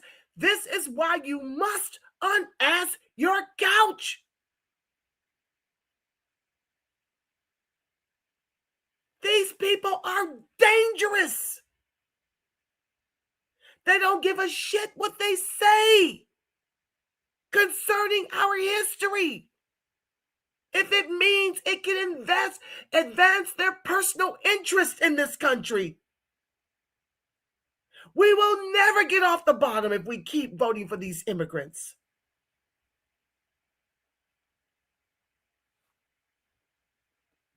This is what cost Don Lemon his job.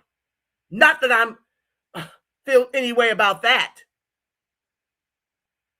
I give zero damns about folks in the back pockets of the demon rats to do their bidding for the rights of LGBTQ immigrants and illegals. Zero damns after the Negro freedman has delivered the demon rats for 70 years.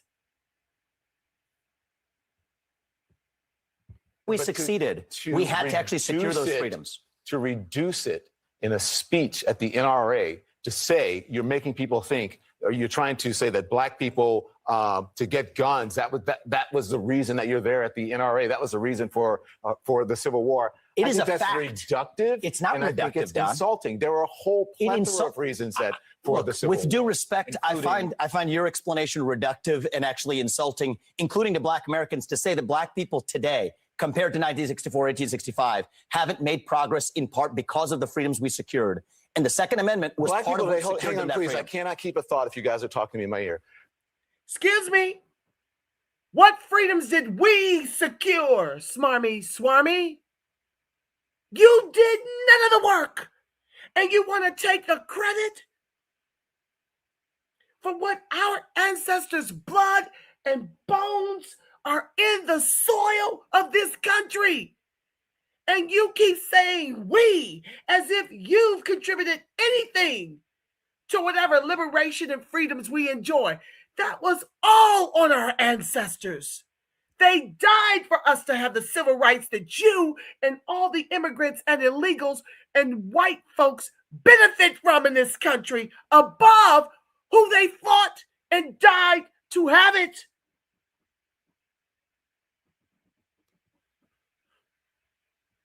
So hang on one second. So to say that black people, say what you said again.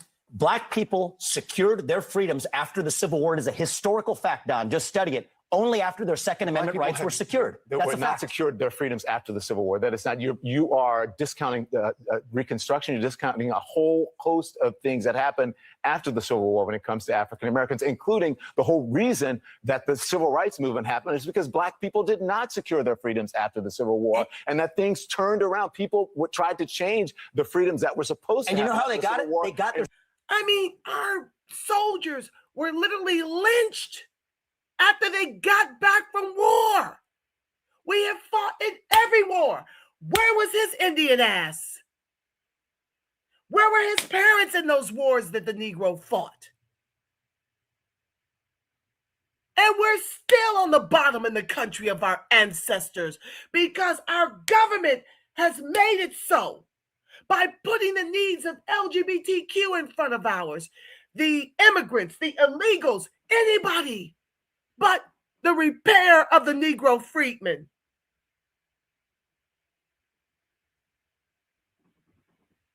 This is what disgusts me about Vivek, Smarmy-Swarmy, and his ilk.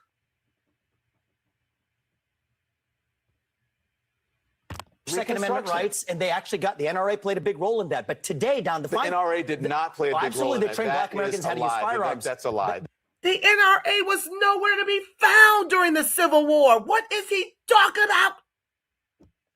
It's not. The NRA did not play a big role. This is just historical fact. But Don, the part that I find, because you say it's historical fact, the part that I find insulting is when you say today black Americans don't have those rights after we have gone through civil rights revolution in this country. You are sitting here telling an African American about the rights and what you find insulting about the way I live, the skin I live in every day. Here's where you and I have the a different freedoms point that of view. black and white that black people don't have in this country, and that black people do have. Well, here's where you and I have a different point of view. I think we should be able to express our views regardless of the color of our skin. We should have this debate. I'm not saying you without me express your regarding views, you as a but I black think man, it's insulting that but you're me sitting regarding you here, as a fellow citizen. that you're That's what I sitting think here, we should say. whatever ethnicity you are, explaining to me Whatever ethnicity I am, about I'll what tell it's like to be black. Whatever America. ethnicity I am, I'll tell you what I am. I'm an Indian American. I'm proud of it. But I think we should have this debate. Black, white, doesn't matter. I think we should have this on debate. the content of the If ideas. you're going to do it, you should do it in an honest way and in a fair way. And what you're doing is not an honest and fair way.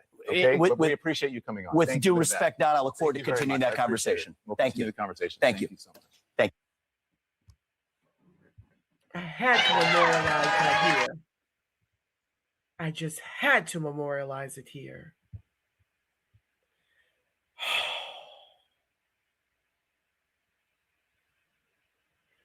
Let me breathe. I'm coming over for y'all's comments, I promise. But I can already tell that this is about all I'll have an opportunity to explore. I'll come back with a part 2. I got a part 2 to Minnesota and a part 2 to this one, okay? If y'all don't mind the podcast style, it'll be easier to come to you a little more often. Okay.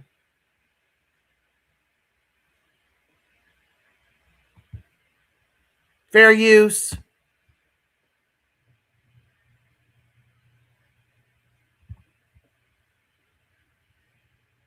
Inside Donald Trump's MAGA base, cracks are beginning to show and a brewing civil war is occurring. Far-right activist Nick Fuentes has once again sparked outrage, launching a racist attack, this time at gubernatorial candidate and former presidential candidate Vivek Ramaswamy. The controversy erupted after Ramaswamy's speech at AmFest, where he challenged conservatives to rethink what it means to be American. Speaking to a largely MAGA-aligned audience, Ramaswamy argued that American identity should be rooted in shared values and ideals, not race, ancestry, or bloodline. He also directly called out racism and anti-Semitism within the movement. If you believe in normalizing hatred toward any ethnic group, toward whites, toward blacks, toward Hispanics, toward Jews, toward Indians, you have no place in the future of the conservative movement, period. Now, Fuentes responded swiftly and viciously. He mocked Ramaswamy's background, dismissed him as an anchor baby, and claimed that the Republican had no right to equal American identity, let alone ambitions like running for governor of Ohio. We're not asking anymore. We're telling you. And if you think now that you're going to become the governor of Ohio, telling white people that you're as American as them, you got your anchor baby, birthright citizenship from your H-1B parents. You think you're going to go around Ohio telling people that have been there since the Revolutionary War, you're as American as them, you're now going to be their governor? In a post laced with slurs and profanity, Fuentes told Ramaswamy to go back to India. He even went further, questioning Ramaswamy's marriage to an Indian woman, the names of his children, and even his religion, arguing that these disqualified him from belonging in America. This is not your home, and you know it's not your home. That's why you married an Indian and you had Indian kids. You didn't even adopt the religion of our country. You should go back to India, where there's a lot more people like you. There's 1.5 billion Indians in India, and you don't have to worry about being called a Jeet there, because there's 1.5 billion Jeets in India. The message was unmistakable. To Fuentes, citizenship is inherited, not earned. And this was not an isolated incident. In fact, just weeks earlier, Fuentes targeted Second Lady Usha Vance using a racial slur against her, a term commonly directed at people of Indian origin. Now, Vivek Ramaswamy publicly defended her, condemning the ideology behind the attacks. And soon after, her husband, Vice President J.D. Vance, stepped in himself, delivering a sharp rebuke of Fuentes and drawing a clear line between political disagreement and outright hate. Anyone who attacks my wife, whether their name is Jen Psaki or Nick Fuentes, can eat shit. That's my official policy as Vice President of the United States. Fuentes, however, didn't back down. Instead, he escalated, resurfacing online to mock J.D. Vance, sneering that he never expected the vice president to be warm enough to invite him to a traditional Indian family dinner. Usha Vance, the wife of the vice president, is the first Indian American and Hindu second lady of the United States. Born in California to Indian immigrant parents, her growing public presence has made her a repeat target of online abuse. A 2024 analysis by the group All In Together revealed the scale of the harassment. Between January and August of last year, researchers identified around 1,800 unique posts and nearly 16,000 interactions across major platforms containing gender and race-based attacks solely on Usha Vance. The post garnered more than 200 million views.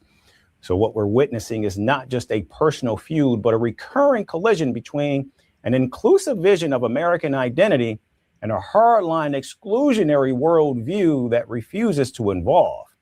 And as these figures continue to circle back to each other, one thing is clear: this battle is not going away anytime soon, because in today's America, the fight over who belongs may be just as fierce as the fight over who leads.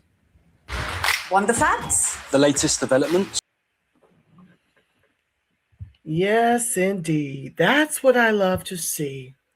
You see, family, we don't really have to worry too much about whether or not these people will be decimated, because we know our fellow wanton white supremacists are not going to allow these immigrants to take office. J.D. Vance's run is even in grave trouble because of Usha. This is what I love to see. Boomerang, the chickens coming home to roost.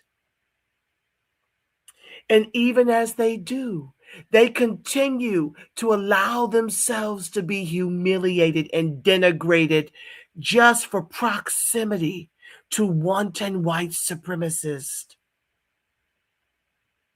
This is why I constantly tell you how superior a lineage you descend from, the emancipated.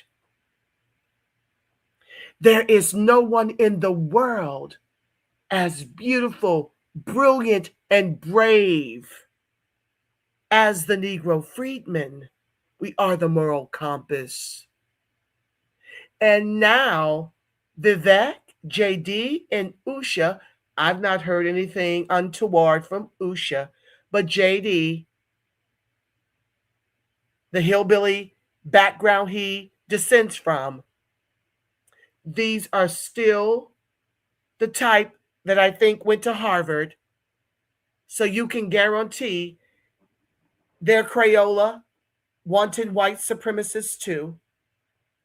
They are, because of the company they keep. Look at all the red meat that J.D. Vance just recently fed to the Glacier Donkeys concerning not having to apologize for whiteness anymore. His subtext was, we're not going to apologize for being the leaders of crimes and murders and rapes and thuggery. That's what he meant to say. We no longer have to apologize for being diabolical, for being degenerates. And yet, these immigrants and illegals alike, the chickens are coming home to roost for them, because it's now turning on them in a way it never would have if Skamala and Tampon Timmy had won. I have one more to share, then I'll get to your comments. I think it's only one more, y'all. One more video to share. Please be sure to like, share, subscribe, turn on your notifications. Thank you in advance.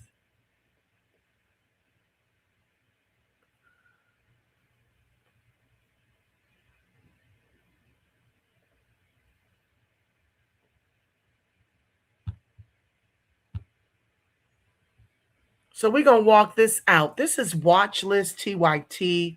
He's got like 1.44 million subs. I don't know if this black gentleman, the Watchlist with J.R. Jackson. Okay, so if you'd like to give him a sub, do so. But I'm going to try to skip past his commentary to just focus on the highlights of the racism that has been leveled at the very racist, anti-black Crayola with 3 Ks, Vivek Smarmy-Swarmy. Okay, let's get into it. He has some thoughtful perspectives on the future direction of our country, of our conservative movement. And on this question of nationalism and national identity, somebody I've been fascinated by for a long time and have interacted with on social media, but for the first time we're having at least a live form conversation in the offline sense of it. It's Ann Coulter. So Ann, thanks for coming on, and I'm looking forward to our conversation today. Me too. Thanks for having me. That was a fantastic opening monologue. I too am a fan of yours. I'm going to make a point of disagreeing with you so that it will be fun. You are so bright and articulate, and I guess I can call you articulate since you're not an American Black. Can't say that about them. That's derogatory. And that was a great opening segment. Lots of things to talk about there. Oh, and I agreed with many, many things you said during, in fact, probably more than most other candidates when you were running for president. But I still would not have voted for you because you're an Indian. We'll get back to that. That's one way to start a conversation with special guest Ann Coulter, who continues to prove over and over that political principles, beliefs, agendas are all secondary. And okay, guys, I'm going to try to jump because I didn't get permission to use his video, but I do want to use his clips, his outtakes on the racism that's being leveled at Smarmy-Swarmy. For him to accept it publicly. We are in danger as a country. And listen to me, Generation Z. Listen to me, millennials. Those of you that are watching, that you like this new young guy. If he does not serve the Lord Jesus Christ and stand primarily for Judeo-Christian principles, you will have a fight with God. You're going to have some dude put his hand on something other than the Bible?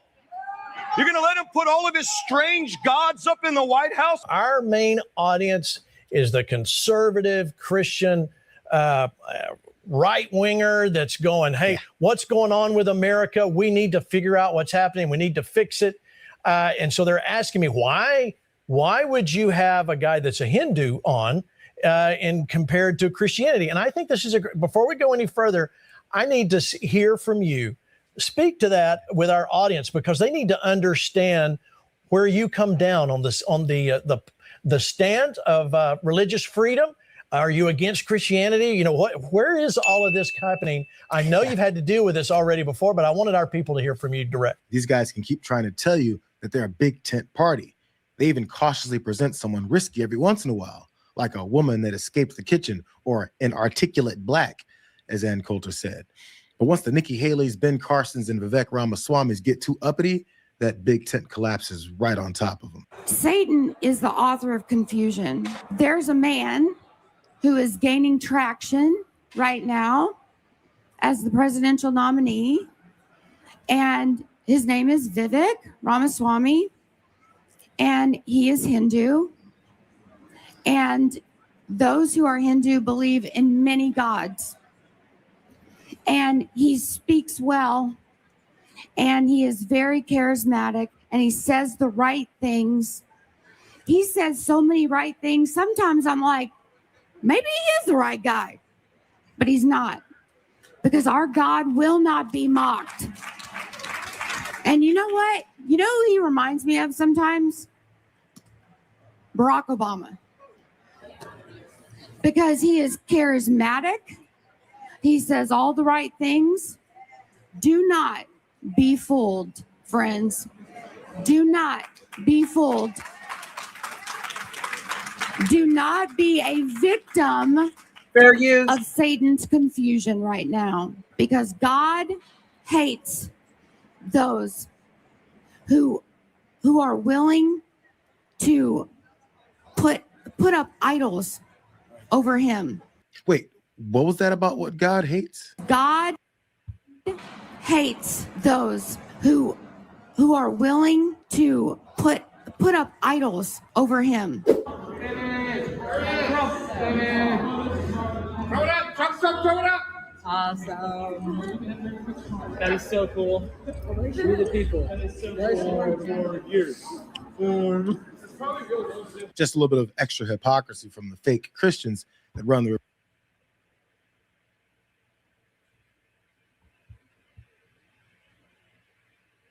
I know you've had to deal with this already before, but I wanted our people to hear from you direct. I think this is a great conversation to have because It's true that the United States of America is founded on Judeo-Christian values. That is a fact. And it is also a fact that I'm not raised in a Christian household. I'm a Hindu. I was born in a house of faith, and we raised our two sons in the same tradition as well. So I think it's a perfectly fair question to ask. We share the same values, those Judeo-Christian values, but I share that same value set in common. I went to Christian high school in Cincinnati, Ohio. I'm very familiar with the Bible and the values enshrined in the Bible. And I will tell you, when I read the Bible, it didn't feel like I was reading it for the first time. I do think that the real divide in our country is not between people of Hindu faith and Christian faith and Jewish faith. It's the people who believe in a one true God and those who have replaced that vacuum with new secular religions instead. Wokeism, transgenderism, climatism, COVIDism. It's fair. Now, you see how they always take from the Negro, co-opt and corrupt every one of our brain trust. We all know that woke meant that we as Negro freedmen are awakened to the ethno-genocidal plans of our government, of our people, and our justice claim, justice claim. And yet, these Crayolas with 3 Ks and wanton white supremacists are constantly taking our brain trust and flipping it. We talk about Black fatigue. They make it about being fatigued about Black folks. They're famous for taking everything we do. They are forever and constantly watching everything we do to co-opt and corrupt it and make it something heinous. Let's keep going.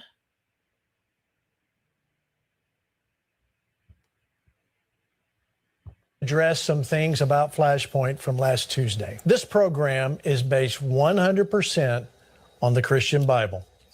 That is not up for discussion. Neither I nor anyone else in this team has or will ever embrace another religion.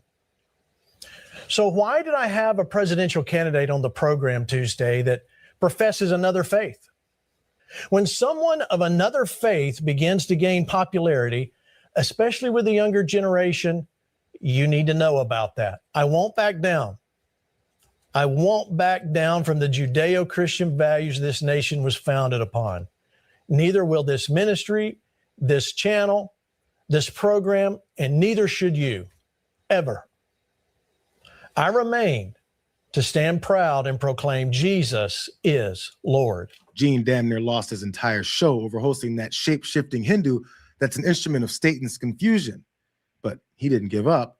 Vivek kept searching for the magic words to gain acceptance into white supremacist circles that he longs to be a part of. You didn't say that you condemn white supremacy, though. I'm not going to recite some catechism for you. I'm against vicious racial discrimination in this country. So I'm not pledging allegiance to your new religion of modern wokeism, which actually fits the test. I'm not going to bend the knee to your religion. I'm sorry. I'm not asking you to bend the knee to mine, and I'm not going to bend the knee to yours. But do I condemn vicious racial discrimination? Yes, I do. Am I going to play your silly game of gotcha? No, I'm not. And frankly, this is why people have lost trust. And I know you're going to go print the headline tomorrow. I already know this. We already know how your game works. Vivek Ramaswamy refuses to condemn white supremacy because you asked a stupid question.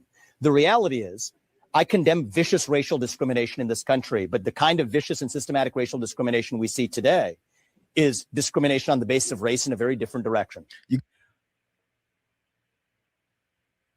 Vicious racism. Isn't that subjective? Let's keep going.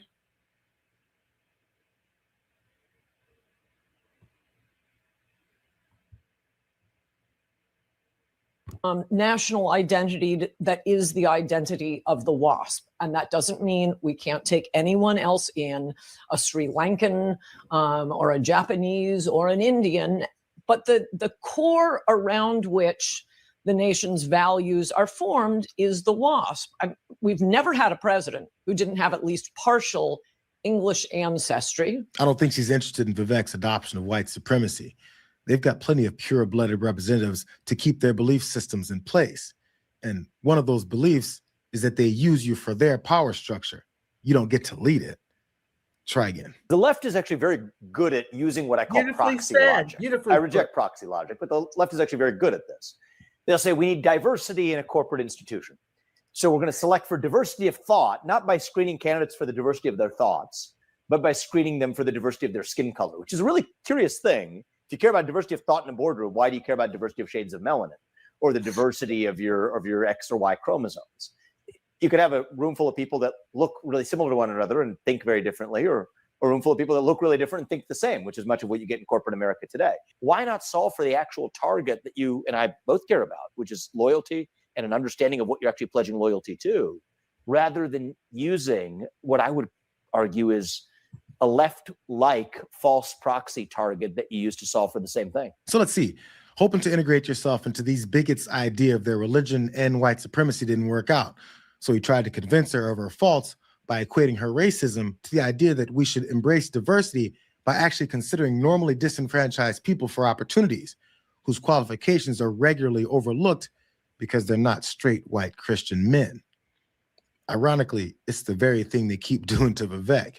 They say, we agree with you, and some of us think you're qualified, but at the end of the day, we refuse to accept you because you don't fit the white supremacist standard. Be grateful that we gave you the subservient role of helping us promote our superiority over you, Vivek. Every 4 years, I have to hear about how, no, I think we're going to take the Hispanic vote this year. I think we're going to get the Asian vote. No, you're not Republicans. Every election is decided by slight movements of the white vote. Now, the fact that the white vote is that close, yeah, okay, I hate 50% of them, but they're the ones who change their mind and look at the different candidates. It's much more easy to boss around people who've come from an authoritarian culture. And yes, take your point that this is, at least for this one position, president, you are looking at something other than just what the person actually believes. But nobody really knows what a person actually believes. So why not have a fail-safe? I want to hear you say it. And I'd also be more comfortable if you're third generation and have some English or, British blood in you. And that's why I brought on because today. The bottom line is, family, Negroes are the swing vote, not white folks. You see, you can't be 50-50 with your vote and be the swing. Okay? That's not possible. The swing vote is what breaks the tie. And so this is what I mean, family, when it comes to weaponizing our votes and socializing our suffering. If 28% of us had not shown to the polls for deportation, closed borders, yes, the couch sitters, I believe that's Negro roulette with the line. You need to show up and vote because this is what's happening to your local politics as well as you couch sit, which is politically lazy, but at least you weren't out here voting demon rats. So in as much as that, I am grateful. But when you've got immigrants and illegals showing to the polls for the demon rats in their best interest, the only reason quite a few of them voted Trump this time around was because they thought that Negro freedmen could be deported with their niggerant asses. They are finding out, and it's quite a rude awakening. And so I believe the backlash against the Republicans are going to come midterm, and that these immigrants and these illegals are going to turn out to the polls in the democratically ran cities and states where voter ID is not required, California included. And we literally need to get in bed with the glacier donkeys to defeat these Crayolas with 3 Ks.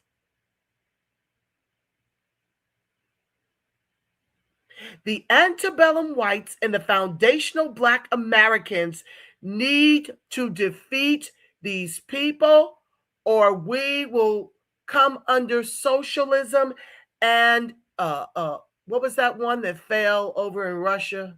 Oh, Lord, why is the name? Communism.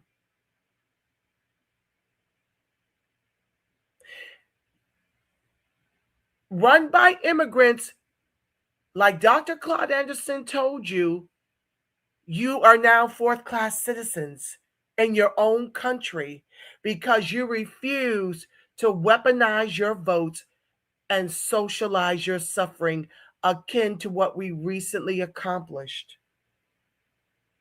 We cannot afford to let the demon rats get any control of the House or the Senate, or it will be the end of the line. We must defeat the demon rats for several election cycles. You can even vote third party. They're not going to win, but at least you won't be voting the couch and you won't be voting demon rats. You will be actively involved in saving your own lineage. Like we just successfully did when 28% of us bravely went to the polls to vote for deportation, closed borders, because immigration hurts us. They're not putting this in the white communities. They're not putting them in the immigrant communities. They are putting them into Black communities to our economic genocide, which is why we suffer the highest rates of homelessness, unemployment, and underemployment. You can no longer be party loyal. You must be Negro freedman loyal. And sometimes that means getting in bed with the antebellum whites to defeat the Crayolas, who hate us equally, if not more, and are only interested in ethnically cleansing us because they want our position. Let me share that before I come to your comments. They want our position. They are here to take. And I want to remind you of that video. I pray it's still open.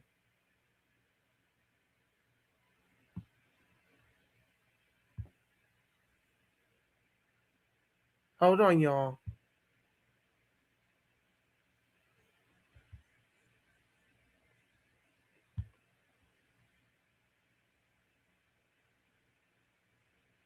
Here it is.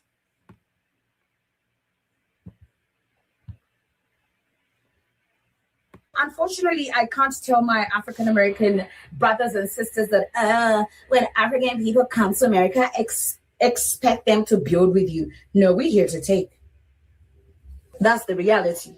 When we come there, don't expect us to build. Build America for who? You have a lot we are here to take. That's the truth. And I know I might sound arrogant, but I'm not a person who sugarcoats the truth. So when we come to your countries, just know we are not here to have mercy on you. We are here to take. When someone says this out loud, believe them. This mindset explains why alliances keep failing and further solidifies why foundational Black Americans are moving a different way now going forward. No hate, no xenophobia, just lineage-based priority. That's all it's about. And that was a short version of it, but you get the idea. So let me read your comments and then I'll do my declare and decree on the bullshiggity and our prayer protection, and we'll get out of here. I can't believe y'all are still up at this ungodly hour. You all must be on the West Coast. All right. Let's see here. I'm only going to jump down to the pertinent ones and then do our thing. James Brown, C2, CZ2DD, welcome to the live.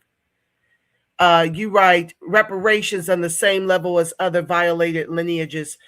No, sweetheart, we're actually demanding, and the meter is still running, but last count was 6.2 quadrillion.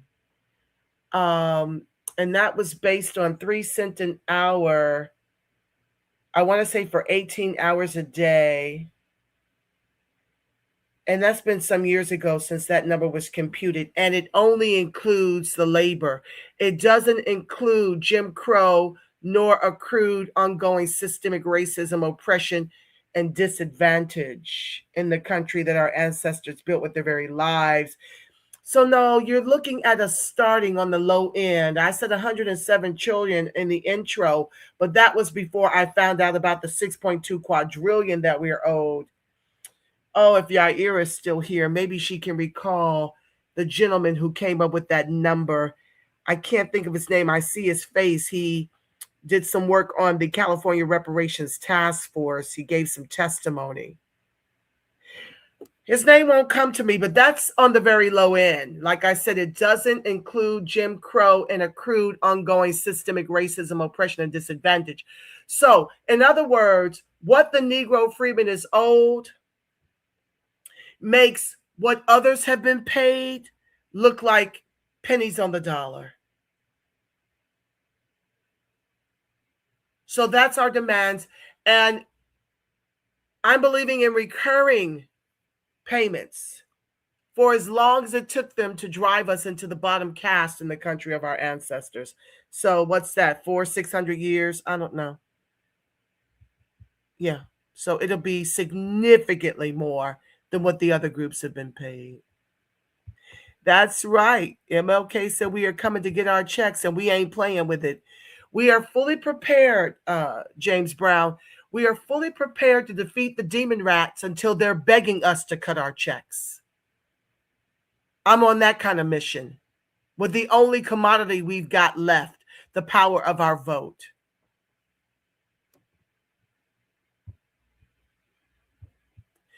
The United Nations has guidelines for reparations and we qualify. Yes, the UN does have guidelines. Yes, we qualify. Absolutely true. But the UN is useless. When it comes to the US, they do what they damn well please. You see how they just went in and ripped Maduro and his wife up out of Venezuela in the name of fentanyl, but it's really about, what is it? I want to say 300 billion oil reserves. I don't know. Something outlandishly crazy that they possess, that this country and our government in particular wants possession of. That's what this is really about. They could give zero damns that their poor people are dying off from fentanyl. That's the smokescreen. Just like it was with George W. the Third, who went up into, what was it, Iraq? Talk about weapons of mass destruction, weapons of mass destruction to justify taking out Iraq. No different than Obama, who took out Gaddafi because he wanted to break away from the dollar. There's always a smokescreen. They're going to put out a smokescreen about what they believe the people will fall for, but there's always a hidden agenda to colonize and to steal resources. So the UN, if they can't stop this, if they can't stop the US from going all over the world, interfering in everyone's politics and robbing them of resources and taking out their leaders with regime change and all this kind of stuff, child, please. They're only paying lip service to what we're owed. They can do nothing to enforce it or make it happen. Immigrants don't know our history. Correct, James Brown. They don't know our history, and they're not interested in knowing our history. Like I shared, our government is hell-bent on their ethno-genocidal plans for us and our justice claim. They're only bringing in people who don't give a damn about our history. That's who they're importing into this country. Which is why we must upset the demon rats and punish them for their intentional neglect. Because a vote for the demon rats is a vote for your own erasure and replacement. Immigrants do freely here for free stuff. And that stuff ain't free because it's costing us reparations, our taxes, and our Social Security. I'm calling ICE. Being a Sambo doesn't come with the retirement package. You ain't ever lied about that. And I'm glad you got that right, James Brown. I was just over in X earlier gathering people on this Uncle Tom foolishness in the Harriet Beecher Stowe, what was the name of the book where she talks about Uncle Tom? The name, if you know it, put it in the chat. I'll get to it. Oh, it's on the tip of my tongue. But anywho, once again, it goes back to what I shared earlier. In X, I was explaining to people that the real uncle was Sambo. It was not Tom. Tom was a friend to the Negroes. He would let them get rest. He would put extra food in their satchels, which is why the master no longer wanted him in charge of the slaves as the overseer. He replaced Tom with Sambo. But white folks love to obfuscate, co-opt, and corrupt our history and get us hating the very people we should embrace and loving the very people we should hate. And that's what they did to Uncle Tom. So thank you for getting it right. It is in fact Sambo, who was the overseer who replaced Tom, who was good to the Negro, his people. Sambo was the overseer that did the master's bidding. And all favor went away when Tom was replaced by Sambo. So thank you for that. Hey, Martin Norwood, it's so good to see you, fam. Lord, you got a lot to say, James Brown.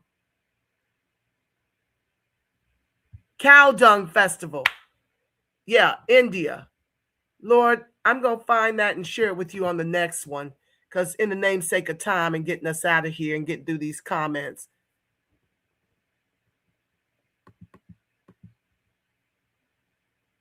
Perfecto, Chico. It's so good to see you, fam. It's been a minute. I'm on the plantation. Nothing going on here. Well, I'm so glad you had time to join us. Wonderful. Hi, Negro by blood. I love that, fam. He was cooking. Yes, that brother was cooking. Yeah. You heard him obfuscating our history. That's all these Crayolas with 3 Ks do. And all the wanton white supremacists do. And all the Ks do. Is weaponize our never-ending Holocaust for their advancement in the country of our ancestors, not ours. That's what they do.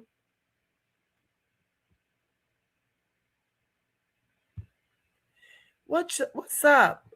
Satch Ohio 348?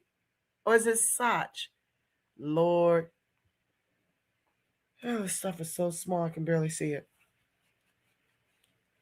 I see you, fam. Thank you for joining the live. The Supreme Court ruling King v. Smith, 1968. Read War Veteran Isaac Woodard life story.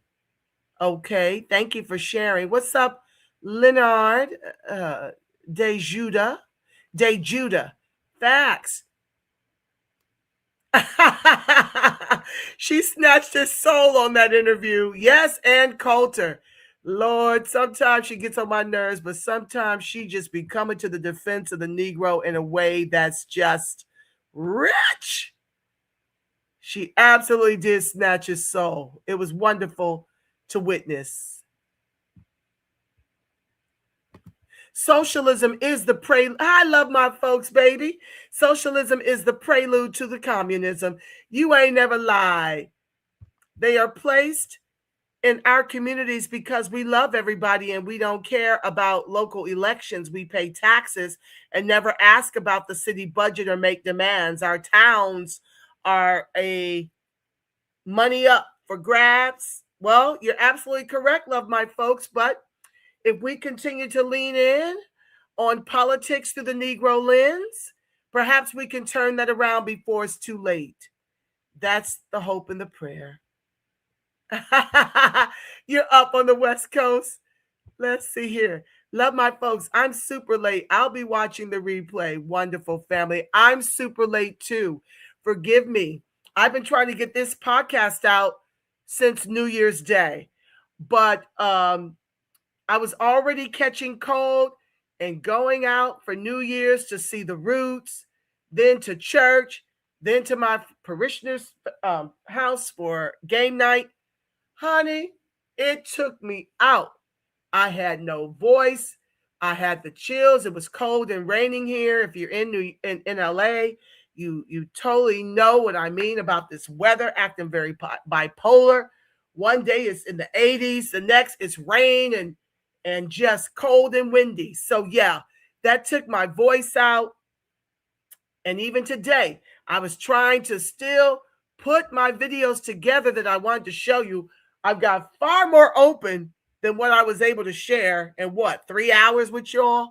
But yeah, if y'all don't mind the podcast, which is very odd for me, I'm used to getting all dolled up and coming on live, then I'm just going to have to do the podcast because I can get it done. If I wait till I get a window when I'm all gussied up, it's usually after church on a Sunday, and I've got way too much to bring you that I just can't wait till Sunday. I've got to try to find a way between my day slate. Now the NFL is going, we're down to the finals end. I got NFL tomorrow, so I'm going to jump off this live in just a few to get prepared for that game. But once the season ends, for the Rams and the Chargers, I think it's over for the Chargers. I think the Rams might be going to the playoffs. So I might have a couple more games, but anywho, I digress. I'm going to, I will come to you more often, but more than likely it's going to be podcast style unless it's on a Sunday when I'm dolled up. Okay. So just get prepared for that. I hope you don't mind too much. Dr. Sandy Darity. Yes. Deport all tethers. Yes. Great podcast, Queen. I'm a new subby. Keep bringing this fire. Well, I'm so grateful to you, Satch. Thank you, Satch. I'm so grateful to you. And for all my new subbies, I think in my last 3 broadcasts, I've got 18 new subbies. So y'all are finding me, even though ScrewTube has shadow banned me. You're finding me, and I'm grateful to my day 1s, 2s, and 3s, as I am my new family. I'm just here to find my tribe. I am here to find those who are ready to weaponize our votes, socialize our suffering, who want to make the case for reparations, deportations, and delineation. I'm looking for my tribe. If you're not an ally or you're not a Negro freedman, this channel isn't for you. I make up names for everybody, honey. I got pet names for all these Crayolas and the wanton white supremacists and the Unkes, okay? I've got all kinds of nicknames. That's kind of how I speak. That's kind of how I do things. But yeah, I can't wait to come back to you. I've got so much to share. I don't know if I'll come back tomorrow. We'll see. I have to be on the job for the NFL early in the morning. The game is early tomorrow. So if I have any steam left, I may come to you by podcast tomorrow night. We'll see. Okay, I'm going to try. With that being said, I want to do our declare and decree and pray us out. I declare and decree that the highest form of righteous judgment is served over all corrupt beings of the government, judicial system, including the police officers, CPS, Child Protective Services, judges, attorneys, FBI agents, the CIA, and all personnel working for the U.S. corporation with 3 Ks with wicked intentions. All hidden corruption and agendas, are now destroyed forevermore in spirit and in flesh, in sleep and in awakened states, across all timelines, realms, and dimensions, known and unknown. The light of God surrounds us. The love of God enfolds us. The power of God protects us. And the presence of God watches over us. Wherever the Negro freedmen and its allies are, God truly is, because family, you are the face of God. Yes, you are the voice of God. You are the body temple of the Spirit of the living God. Until we meet again, family, I want you to make it a beautiful, God-inspired rest of your evening and morning, wherever you're tuning in from. And until we meet again, I'm believing for each and every one of us a ton of peace, love, reparations, deportations, and delineation. Thank you so very, very much for tuning in. I love y'all.